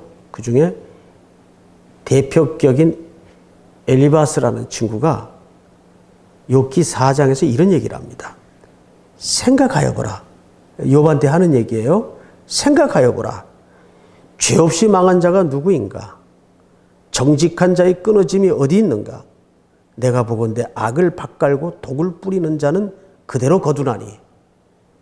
여러분 이게 굉장히 논리적이지 않습니까? 사실 우리가 이해하기에 훨씬 논리적으로 설득력 있지 않아요? 이런 얘기예요. 네가 겪고 있는 이 재난, 이 고난을 뭐 우리가 대신 해줄 수는 없지 않은가? 어쨌든 잘 감당하기 바라네.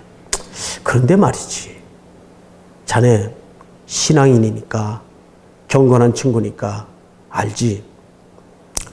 하나님 공의로운 하나님인가 공의롭지 못한 하나님인가? 공의로운 하나님이지. 그래. 공의로운 하나님이라면 하나님이 아무 이유 없이 자네한테 이런 고난을 줄 리가 없지 않은가? 여러분, 우리 목사님들 한번 생각해 봐요. 이게 훨씬 설득력 있는 논리적인 설명 같지 않아요? 맞아. 하나님 공의로운 하나님이지. 근데 까닭없이 내게 이런 아픔을 주실 일은 없는데 이 친구가 하는 얘기가 그 얘기예요. 그러니까 이번 기회에 너도 모르는 네 속에 무슨 재앙이 올 만한 이유가 있어. 그거 발견하고 하나님과 회복하고 바로 서는 기기가 되기를 바라네. 자, 친구의 말이 틀린 말이 있어요. 근데 이거 아세요, 여러분? 누군가로부터 욕을 먹고 상처를 받는 것보다는 바른 말 듣고 상처받는 게 평생 가요.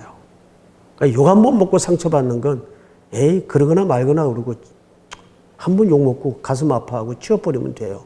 그런데 바른 말 한답시고 상처를 줘요.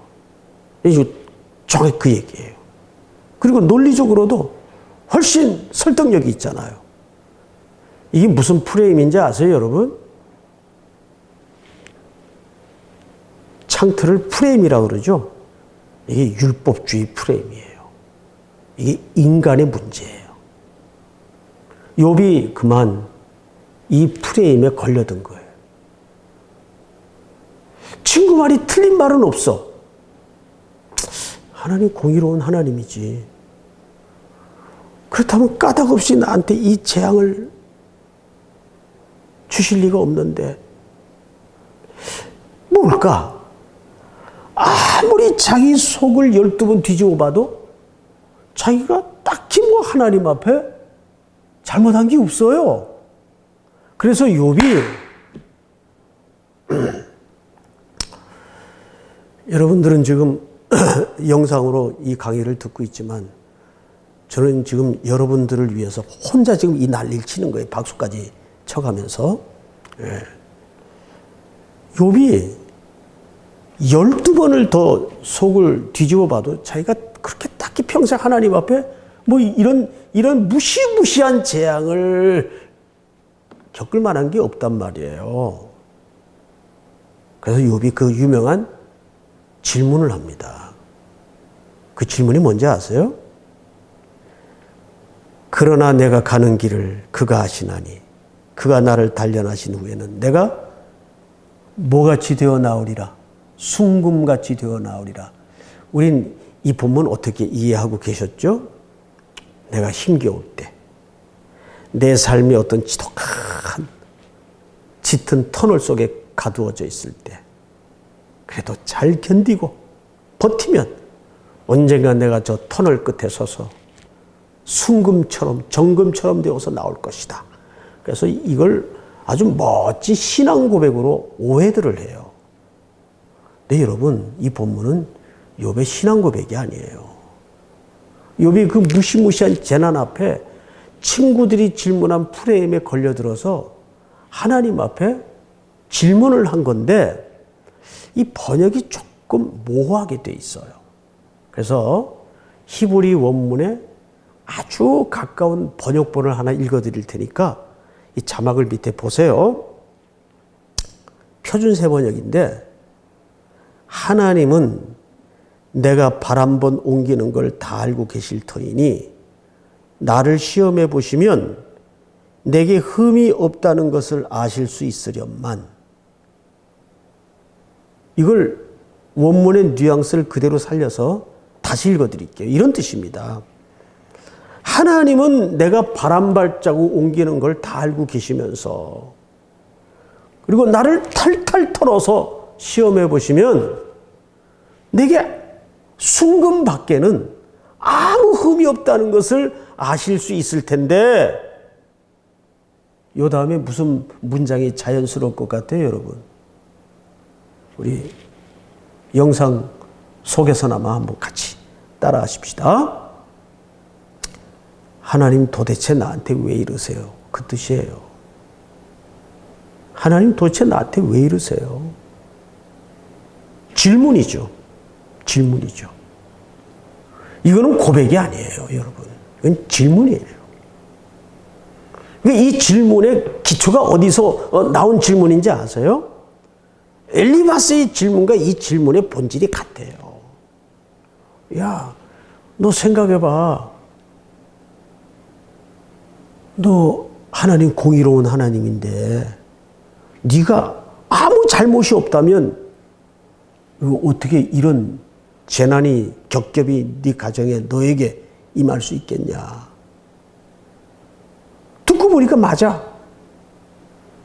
그래서 욥이 쏟아낸 질문이 하나님은 내가 발 한 발자국 옮기는 걸 다 알고 계실 텐데 나를 탈탈 털어서 실험해 보시면 내게 순금밖에는 없고 아무 흠이 없다는 것을 아실 수 있을 텐데 그 다음에 뭐라고요? 자연스러운 문장이 하나님 도대체 나한테 왜 이러세요?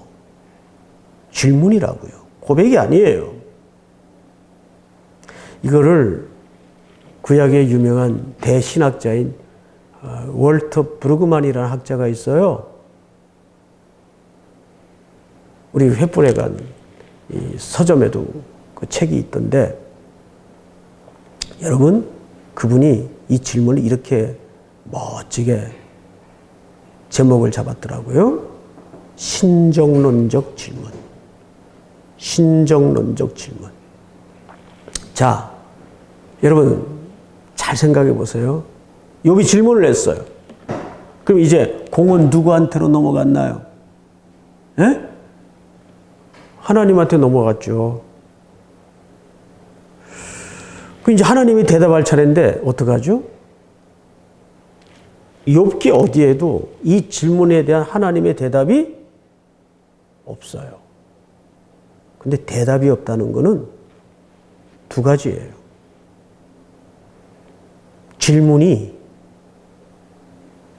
무슨 질문인지 못 알아들었을 때와, 근데 하나님이 못 알아들을 일은 없잖아요. 그럼 나머지 한 게 뭔지 아세요? 질문이 말 같지 않을 때. 어느 쪽일 것 같아요? 욥의 질문이 말 같지 않으니까. 제가 이제 둘째가 있는데 제가 좀 늦둥이를 낳습니다. 지금 이 나이에 손주를 봐야 될 나이인데 아직도 대학을 다니고 있어요. 이 늦둥이가. 이게 늦게 낳았으니, 그래도 둘째가 아들이니 첫째가 딸이고 얼마나 귀엽고 이쁘겠어요. 근데 이놈이 이제 드디어 사회 첫 발을 딛는 공교육 초등학교 1학년 입학식 날이에요. 근데 그날 정말 시간을 내서 제가 입학식을 꼭 참석하고 싶었는데 목회라는 게 늘 그렇잖아요. 무슨 일이 또 겹쳐가지고 그마저 참석을 못했어요. 이제 와이프가 데리고 입학식을 마치고 신발 주머니 들고, 그래도 첫 등교를 갔다가 귀가하는 그 순간만은 내가 좀 늦게 해야 되겠다 싶어가지고 부지런히 일을 끝내고 일찍 집에 들어가서 이제 이놈 돌아오는 걸 기다렸어요. 탁 문소리가 나더니 들어와요. 얼마나 이뻐요. 이제 초등학교 입학을 하고 막 이제 첫 등교를 마치고 돌아오는 순간이. 그래서 어유 우리 아들 오늘 입학식 잘했어? 근데 이놈이 신발도 안 벗고 버티고 서 있더니 아빠 질문이 있어요. 학교에서 벌써 숙제를 내줬어? 아니 그게 아니고요. 질문이 뭔데? 아빠 이 학교는 언제까지 다녀야 되는 거예요? 제가 그 질문에 대답을 했을까요? 야 시끄러워 빨리 들어와 손 씻고 밥 먹어. 그러니까 질문이 말 같지 않을 때는 대답을 안 하는 거예요. 욥기에 보면 이 욥의 질문에 23장 10절 유명한 고백이 아닌 신정론적 질문에 하나님이 대답이 없어요. 네 질문은 됐고 내가 너한테 좀 묻자. 그리고 이때부터 하나님께서 창조주로서 근본적인 7가지, 8가지 질문을 해요. 그 질문의 내용이 이렇습니다. 내가 이 땅에 기초를 놓고 하늘에 궁창을 펼 때 너 어디 있었니?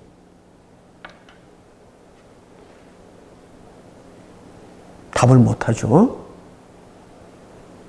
창조주가 피조물에게 묻는 거예요. 둘째, 궁창에 해달별을 걸어놓을 때 너 뭐 했지? 이렇게 창조주께서 7, 8가지 질문을 해요. 여러분, 이 질문의 한마디를 피조물이 대답을 못합니다. 그리고 그제서야 욥이 그 유명한 고백을 해요. 전에는 내가 귀로 듣기만 하였사옵더니 이제는 눈으로 주를 배움나이다. 내가 제 가운데 앉아 회개하나이다. 율법의 프레임이 무너지는 순간이에요. 여러분, 우리 인간이 얼마나 율법주의자들인지 아십니까? 우리 목사님들이지만 수업 시간이니까 한번 따라 했으면 좋겠어요. 따라 합시다. 하나님은 옳은 일을 하시는 분이 아니다. 지금 뭔 소리야? 다시 한번. 하나님은 옳은 일을 하시는 분이 아니다. 한국말은 끝까지 들어야 돼요. 그분이 하시는 일이 언제나 옳다. 다시요. 여러분, 하나님은 옳은 일을 하시는 분이 아니에요. 그분이 하시는 일이 언제나 옳아요. 우리 목회자분들 믿습니까? 여러분, 이 목회하다 보면 질문투성이잖아요. 저 친구는 학교 다닐 때 그냥 탱자탱자 맨날 당구 치고 놀기만 했는데 목회하는 거 보면 또 기가 막히게 해요. 맨날 노는 것 같은데. 근데 어떤 친구는 또 정말 욥처럼 성실한데 또 힘겨워요. 목회가 어려워요. 이거 우리가 이성으로 재단하고 분석하고 해석하고 판단할 수 있는 문제예요. 그래서 우리가 이런 세계적인 초유의 팬데믹 상황 앞에 Why라는 질문은 우리를 하나님의 자리로 올려놓는 무서운 교만이에요. 그래서 첫 번째 교회가 이런 상황에서는 Why에서 어디로 질문을 옮겨야 돼요? 무엇을 할 것인가? 자, 그러면 무엇을 해야 될까요? 요즘 여러분 그 포털 사이트나 또 우리 청년들 사이에 우리 교회는 이제 청년들이 많으니까 제일 그 유행하는 주제어가 뭔지 아세요? 꼰대라는 단어입니다. 근데 꼰대의 주제어가 또 뭔지 아세요? 목사님들 참고로 알아두세요. 라떼는 이러고 나오는 겁니다. 라떼는. 근데 제가 요즘 무슨 생각을 하냐면 이런 팬데믹 상황을 한 1년 동안 겪어오면서 이런 생각이 들더라고요. 제가 우리 총신신대원에서 목회학을 가르쳤어요. 다 무용지물이 돼요. 내가 목회할 때는 말이지, 여러분, 지금 그 과거 자기 경험의 수치를 이런 초유의 혼란한 한치 앞도 내다볼 수 없는 이 안개 속 같은 상황에서 적용될 수 있는 게 있다고 보세요? 그래서 우리가 목회 좀 했다고 나 때는 말이지 요즘 이러고 나오는 것도 얼마나 이게 어리석은 일인지 모르겠어요. 얼마 전에 이제 저희 교회에서 무슨 목사님들로 구성된 이사회가 좀 열렸어요. 갑자기 목사님 한 분이 제게 묻더라고요. 송 목사님, 앞으로 한국교회가 어떻게 될 것 같습니까? 이제 뭐라 그런지 아세요? 몰라요 그랬어요, 그냥. 내가 어떻게 알아요, 그거를. 내 앞길도 모르겠는데 무슨 한국교회 앞길까지 내가 어떻게 알겠어요? 제가 농담으로 한 말이 아니에요, 진짜예요. 몰라요. 나는 이 횃불에서 이 강의를 왜 나한테 맡겼는지 모르겠어요. 몰라요. 그런데 한 가지 분명한 게 있어요. 제가 시편 119편을 읽다가 주의 율례로 나를 가르치소서. 결국 하나님의 말씀에 길이 있어요. 우리 목회자분들 믿습니까? 하나님의 말씀에 길이 있다고요. 디모데후서 2장 15절에 보면 너는 진리의 말씀을 옳게 분별하며, 분별이라는 단어 아시죠? 그것이 두 단어의 합성어예요. 오르도 토메오. 이 오르도 토메오라는 말이 붙어져서 분별이라는 단어가 생성이 됩니다. 오르도 토메오. 근데 여러분, 이 단어가 1세기 때 무슨 의미로 사용되었는가 하면 단어라는 것은 발전을 합니다. 그래서 1세기 때 이 단어의 의미가 오늘날 개념으로 또 이해할 수가 없어요. 그래서 1세기 때 사람들은 이 오르도 토메오라는 단어를 어떤 용례로 썼는가를 그 시대의 배경과 정서로 돌아가서 이해를 해야 됩니다. 이 단어는 정확하게 로마 시대의 군대 용어입니다. 병영 단어예요. 여러분, 로마 제국하에 제일 유명한 지금까지 살아남아 있는 전설 같은 명구가 하나 있죠. 모든 길은 로마로. 그 말이 왜 생겼는지 아세요? 로마는 당시 제국 팽창주의를 펼쳤기 때문에 맨날 로마 제국하의 남자들을 징집해서 전쟁을 벌였어요. 그래서 1년에 한 6개월은 전부 군인으로 삽니다. 매일 피가 엉키는 전쟁터에서 살아야 돼요. 근데 로마는 군대를 딱 징집하면 이제 어느 나라와 전쟁을 벌여요. 그 제일 먼저 하는 일이 뭐냐면 길을 닦아요. 길 닦는 군대를 뭐라 그러죠? 공병대라 그러죠. 다리 놓고 길 닦고 이런 거 해요. 도로 보수하고. 로마는 제일 먼저 전쟁을 위해서 길을 닦아요. 길을 닦는데 그 길을 똑바로 내라 그 말이에요. 이게 오르도라는 말은 토메오라는 말과 붙어서 길을 내는데 어떻게 내라? 바로 내라. 그 뜻이에요. 그리고 그 길이 닦여지면 그 길로 병력이 들어갑니다. 무기가 들어갑니다. 물자가 들어갑니다. 그리고 그 길끝에는 무시무시한 전쟁이 벌어져요. 그리고 전쟁이 끝난 다음에는 반드시 그 길끝에는 로마 제국이 됩니다. 사도 바울이 이 개념을 차용을 해요. 그래서 복음의 진보가 나타났다라는 말은 무슨 뜻인가 하면 닦여진 길로 복음이 들어가서 킹덤 오브 갓, 하나님의 나라가 거기에 이루어지는 거예요. 복음의 능력으로. 그래서 너는 진리의 말씀을 옳게 분별하며 할 때 그 분별이라는 말은 무슨 뜻인가 하면 길을 내다. 어떻게? 바로 내다.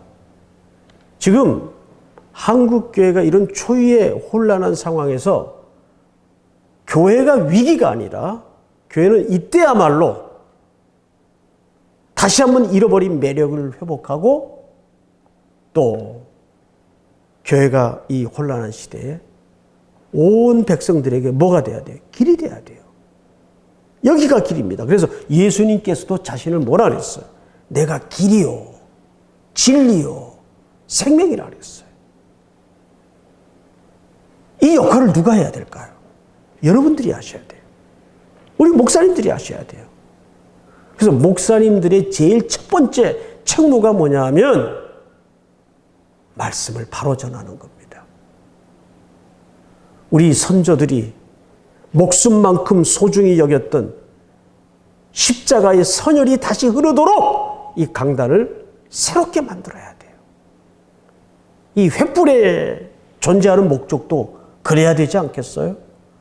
길을 내는 거예요. 길을 바로 내라. 그 중에 우리가 이제 적용점으로 한번 들어가서 두 번째로 생각을 해볼 문제는 자, 첫 번째 잊어버리지 마세요. 이 첫 번째 너무 이 시간 할애를 많이 해가지고 지금 분량이 조금 엉키는데 Y에서 무엇을 할 것인가? 왜에서 무엇을 할 것인가? 이게 첫 번째 주제예요. 두 번째 주제는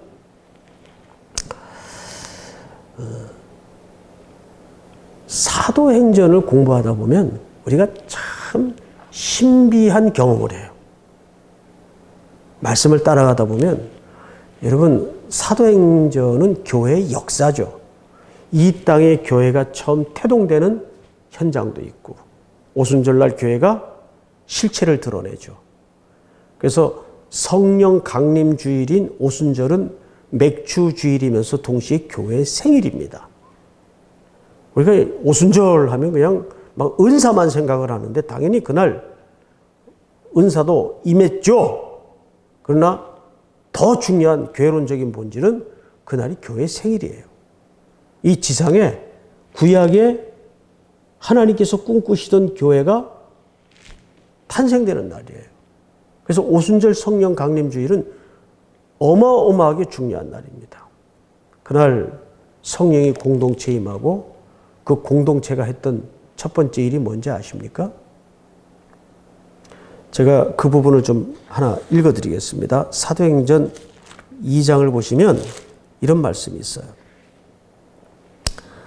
43절 사람마다 두려워하는데 사도들로 말미암아 기사와 표적이 많이 나타나니 믿는 사람이 다 함께 있어 모든 물건을 서로 통용하고 또 재산과 소유를 팔아 그 각 사람의 필요를 따라 나눠주며 날마다 마음을 같이하여 성전에 모이기를 힘쓰고 집에서 떡을 떼며 기쁨과 순전한 마음으로 음식을 먹고 마지막 절인데 잘 들어보세요.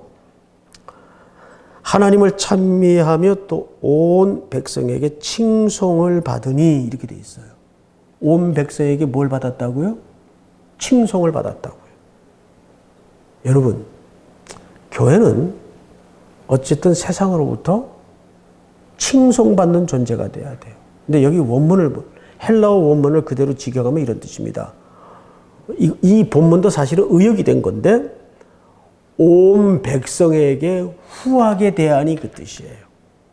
온 백성에게 후하게 대하니, 그러니까 후하게 대하니까 그 칭송이 어디로 돌아왔겠어요? 교회로 돌아오죠. 그 얘기를 하는 겁니다. 자, 저는 여기서 두 가지를 말씀드리고 이 강의를 마칠까 합니다. 자, 우리는 너무 지나친 해석과 분석을 하려 하지 말고 왜? 라는 질문에서 무엇을로 교회는 사고를 바꿔야 됩니다. 두 번째, 그러다 보면 무엇을 할 것인가를 쫓아가다 보면 거기에 하나님의 뜻을 발견해요. 다시요. 무엇을 할 것인가에 몰두하다 보면 거기에 하나님의 뜻이 드러나요. 여러분, 사도행전을 제가 언급한 이유가 있습니다. 사도행전 어디에도 사도들이 야, 이번에는 우리 회의하자, 회의. 우리 어디다 개척할까? 위원회 소집해가지고 막 기도회하고, 당연히 물론 기도는 해야 되겠지만 회의하고 개척 플랜 짜고 이래서 세워진 교회 한 군데도 없어요. 그러면 사도행전의 교회는 어떻게 세워졌나요? 전부 핍박이 일어나서 도망 다니다가 쫓겨가다가, 여러분 고린도 교회 대표적인 교회죠. 사도행전에서 어떻게 개척됐나요? 아시는 것처럼 아덴에 바울이 있다가 그 아덴에 세워지는 우상단지를 보고 격분하여, 그 격분이라는 말이 70인역에만 나오는 아주 독특한 단어인데 파록시노라는 단어를 써요. 그 말은 분노했다 그 말이 아니에요. 질투했다 그 말이에요. 그게 무슨 뜻일까요? 즉 하나님의 마음이 내게 부어졌다 그 말이에요. 그러니까 누가 질투한 거예요? 하나님이. 왜? 하나님께 돌려져야 될 영광과 칭송을 지네들이 만들어 놓은 말 못하는 돌덩이들에게 경배를 하고 있으니까 바울이 화가 났다는 말이 아니라 누가 질투가 일어난 거예요? 하나님이. 누구에 대해서? 인생들에 대해서. 그 마음이 누구에게 부어진 거죠? 바울에게 부어졌다 그 말이에요. 그 말을 파록시노. 근데 우리말이 딱히 번역을 좀 애매하게 해가지고 이걸 마치 화가 난 것처럼, 단순한 분노가 아닙니다. 그것은 하나님의 질투가 바울의 마음속에 이입되었다 그 뜻이에요. 그래서 바울이 거기서 또 일을 일으킵니다. 가는 데마다 시끄러운 존재가 됐죠. 그래서 쫓겨나요. 그 사람이 쫓겨가지고 어디로 가요? 고린도 항구 도시로 도망을 간 겁니다. 자, 당장 홀로 떨어졌으니 뭐가 문제가 될까요? 생계가 문제가 되는 거예요. 그러니까 그가 거기서 마침 자기 기술이 있어요. 텐트 만드는 기술. 이 랍비들은 불문율이 하나 있어요. 어디 가서든지 요를 받지 않도록 돼 있어요. 설교를 하고 그 대가를 받지 않도록 돼 있어요. 그래서 항상 생계의 위기가 올 때를 대비해서 그런 천직의 직업이라도 기술을 하나씩 갖도록 되어 있는 게 랍비들의 불문입니다. 그 대학자가 왜 그 기술을 습득했는지 그걸 아셔야죠. 그러니까 자연히 텐트 만드는 업종을 알아보다가 그래서 우연히 누굴 만나요? 아까 잠깐 말씀드렸던 로마 글라우디오 황제 때 예수 믿는 이유로 쫓겨난 브리스길라와 아굴라를 만나는 거예요. 자, 그럼 잘 보세요. 브리스길라와 아굴라도 로마에서 쫓겨왔어요. 항구 도시로. 사도 바울도 복음 전하다가 고린도로 쫓겨왔어요. 이 세 사람의 공통점이 뭐예요? 전부 도망 오고 쫓겨온 사람들이에요. 근데 업이 같음으로 우연히 만난 거예요. 근데 여러분 그 노사연 씨가 부른 그 유명한 국민 가요 중에 만남이라는 노래가 있어요. 그 첫 소절이 뭐예요? 우리의 만남은 우연이 아니야. 하나님의 커다란 섭리 속에서 그들의 도망과 쫓김과 공고함 순례길에 하나님은 고린도 교회라는 그 토기를 감추어 놓으신 거예요. 여러분 사도행전의 교회들이 그렇게 다 세워져요. 데살로니가 교회도 그렇고. 그러니까 우리는 무엇을 할 것인가에 몰두하다 보면 하나님의 그림을 만나게 돼요. 믿습니까? 자, 마지막으로. 그러면 오늘날 교회는 이제 이 엄중한 시대에 한국교회 그동안 130년 동안 부어주신 인적 자원, 물적 자원의 어마어마한 복을 어떻게 해야 될까요? 제가 가능하면 저희 개인적인 우리 교회 이야기를 좀 안 하려고 그러는데 아시는 것처럼 저희 교회는 이제 청년들이 아주 많아요. 한 70~80%가 청년들인데 제가 우리 3일교회 이제 부임을 해가지고 지금 8년째인데 집중적으로 하는 일이 서울역 근처에 노숙인들을 아침마다 밥을 대접하는 일입니다.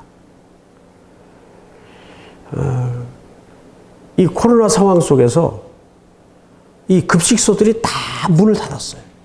운영이 안 되니까. 교회도 문을 닫아야 되겠느냐? 그건 안 된다. 그래서 이제 우리가 식당을 폐쇄했기 때문에 이제 빵과 우유를 이제 대체했어요. 그랬더니 이상한 보고가 들어왔어요. 목사님, 이 빵과 우유를 드렸더니 이분들이 빵만 받아가고 우유는 안 가져가세요. 왜? 그랬더니 이분들 속이 워낙 험한 데서 잠을 주무시고 먹는 음식도 그러다 보니까 우유가 받질 않는 거예요. 우유가. 그래서 이제 장로님들하고 의논을 해가지고 2,500원짜리 컵밥으로 바꿨어요. 그래서 매일 새벽마다 300그릇씩 그들에게 이제 함께 합니다.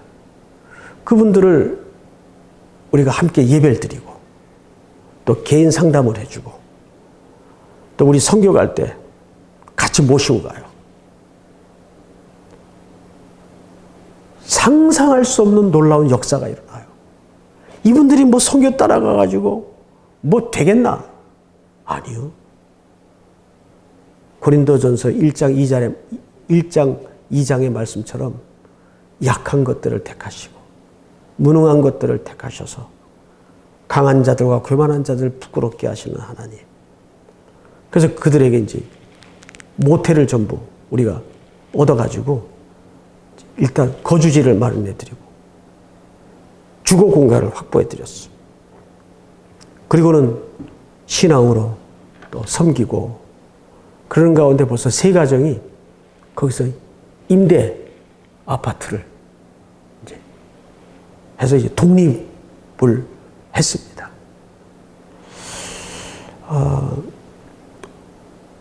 마지막으로 여러분들에게 부탁드리고 싶은 것은 한국 교회는 이제 선교도 해야 되고 저희 교회도 선교 어마어마하게 해요. 하지만 커다란 의미에서 그동안 한국 교회에 부어주신 모든 영육 간의 에너지를 하나님의 긍휼의 손발이 되는 대로 긍휼을 베푸는 대로 그 에너지를 이제 쏟아내야 되는 것이 한국교회가 살 길입니다. 잃어버린 한국교회 예수님의 명예가 회복되는 길입니다. 우리 목사님들의 목회 현장에 주님의 긍휼이 흥건히 흘러넘치는 그런 은혜가 있기를 주의 이름으로 소원합니다. 귀한 강의에 감사드립니다. 그동안 12주간 포스트 코로나 시대의 교회와 목회를 주제로 훌륭한 강사님들을 모시고 또 다양한 분야에 대한 생각과 지혜를 나눴는데요. 유익하고 은혜로운 시간이 되셨는지요? 하나님께서 이 방송과 함께 하신 모든 분들에게 특별한 은혜로 함께 해 주셨으리라고 믿습니다. 저희 횃불재단은 지난 1984년부터 목회자 횃불을 통해서 한국교회 목회자님들을 섬겨왔습니다. 목회자가 살아야 교회가 살고 또 교회가 살아야 지역이 살고 또 지역이 살아나야 나라와 민족이 산다는 일념으로 한 그런 섬김이었습니다. 앞으로도 계속해서 목회자와 선교사 그리고 교회를 돕는 일에 저희 횃불재단은 열심을 다하도록 하겠습니다. 금번학기 횃불에는 아쉽지만 이것으로 마치고요. 내년 3월에 2021년 1학기 횃불회로 다시 찾아뵙도록 하겠습니다. 계속해서 우리 횃불재단 TV에 관심 가져주시고 횃불재단과 횃불재단의 사역에도 관심 갖고 또 기도해 주시면 너무나 감사하겠습니다. 지금까지 함께 해주셔서 감사합니다.